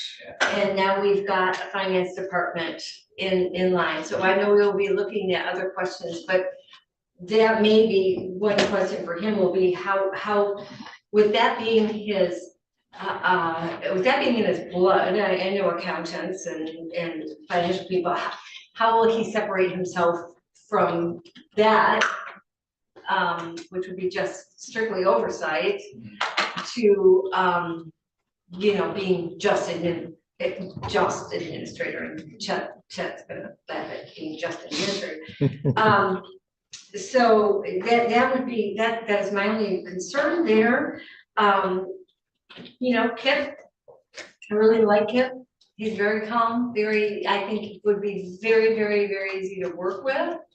And you have to separate yourself from, the law enforcement aspect of it, because it's really hard for us to not just want to give everything to law enforcement, because we do appreciate everything they do, and that being his background, we gotta have that balance.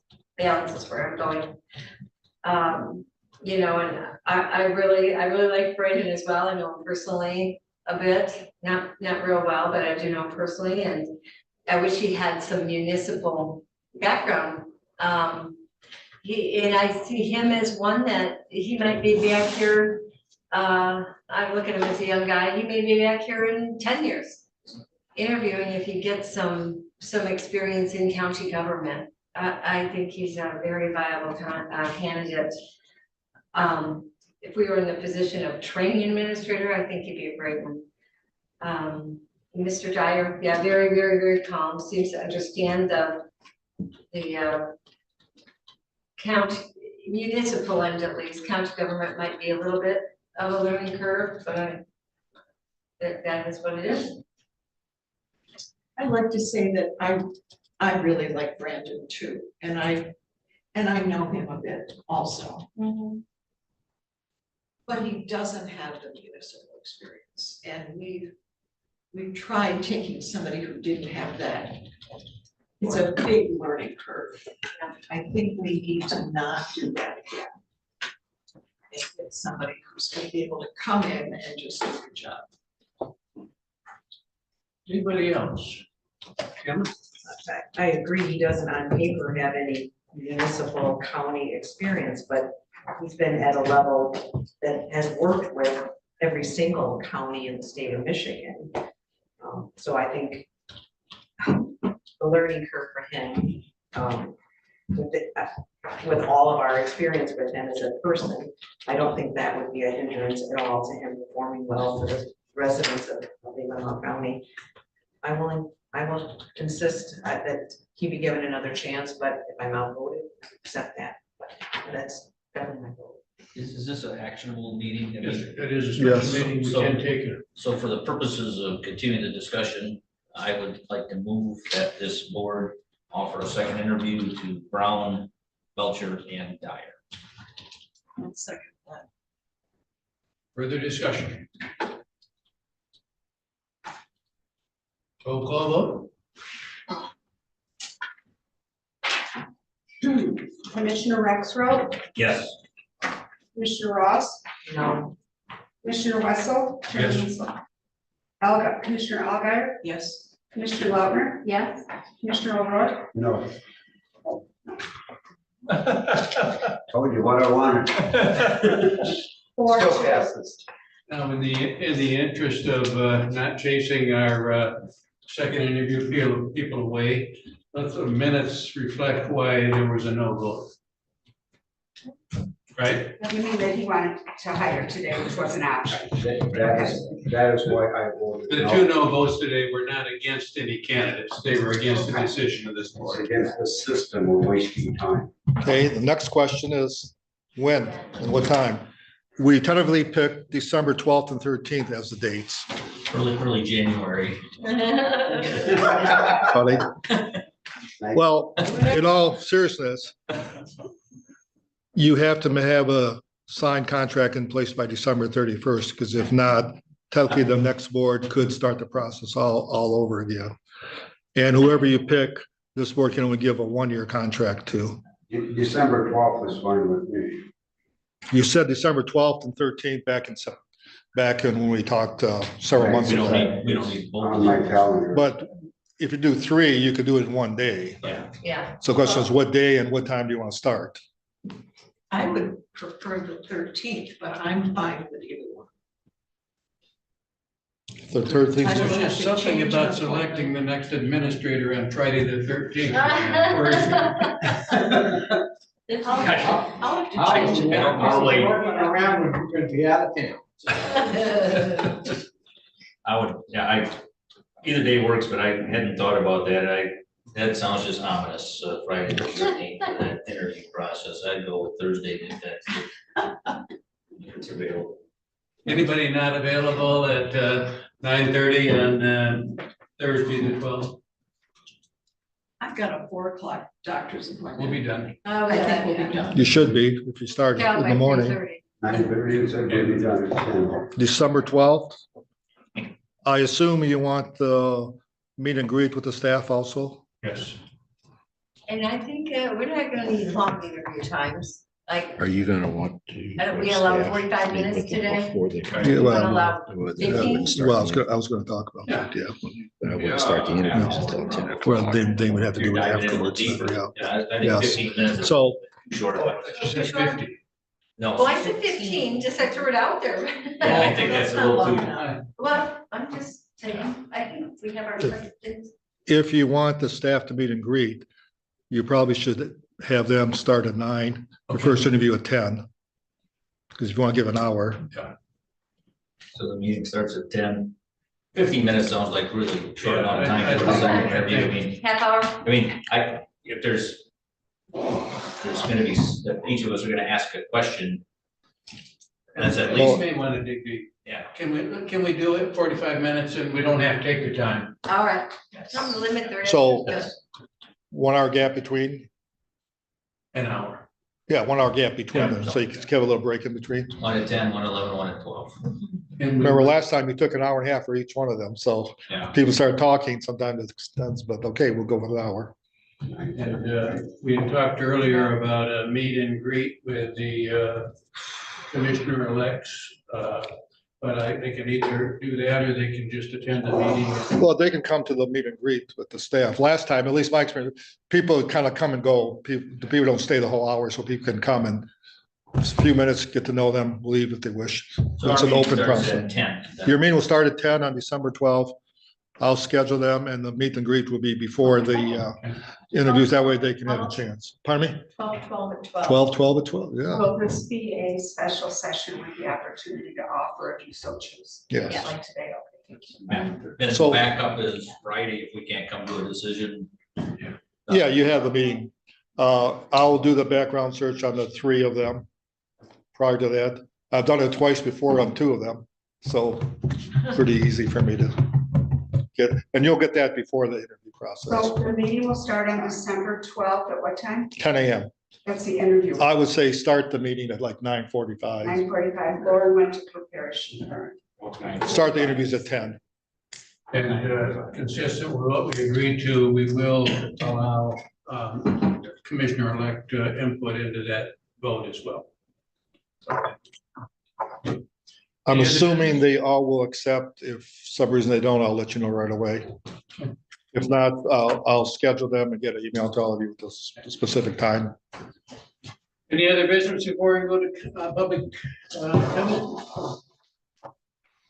Public comment. Mr. Wiesner. Don't say it. One vote, one ballot, one day. Any commissioner comment? Get pouring out of our schools. Motion to adjourn. We are adjourned. See you at 7 o'clock tonight and a 7:15 public hearing.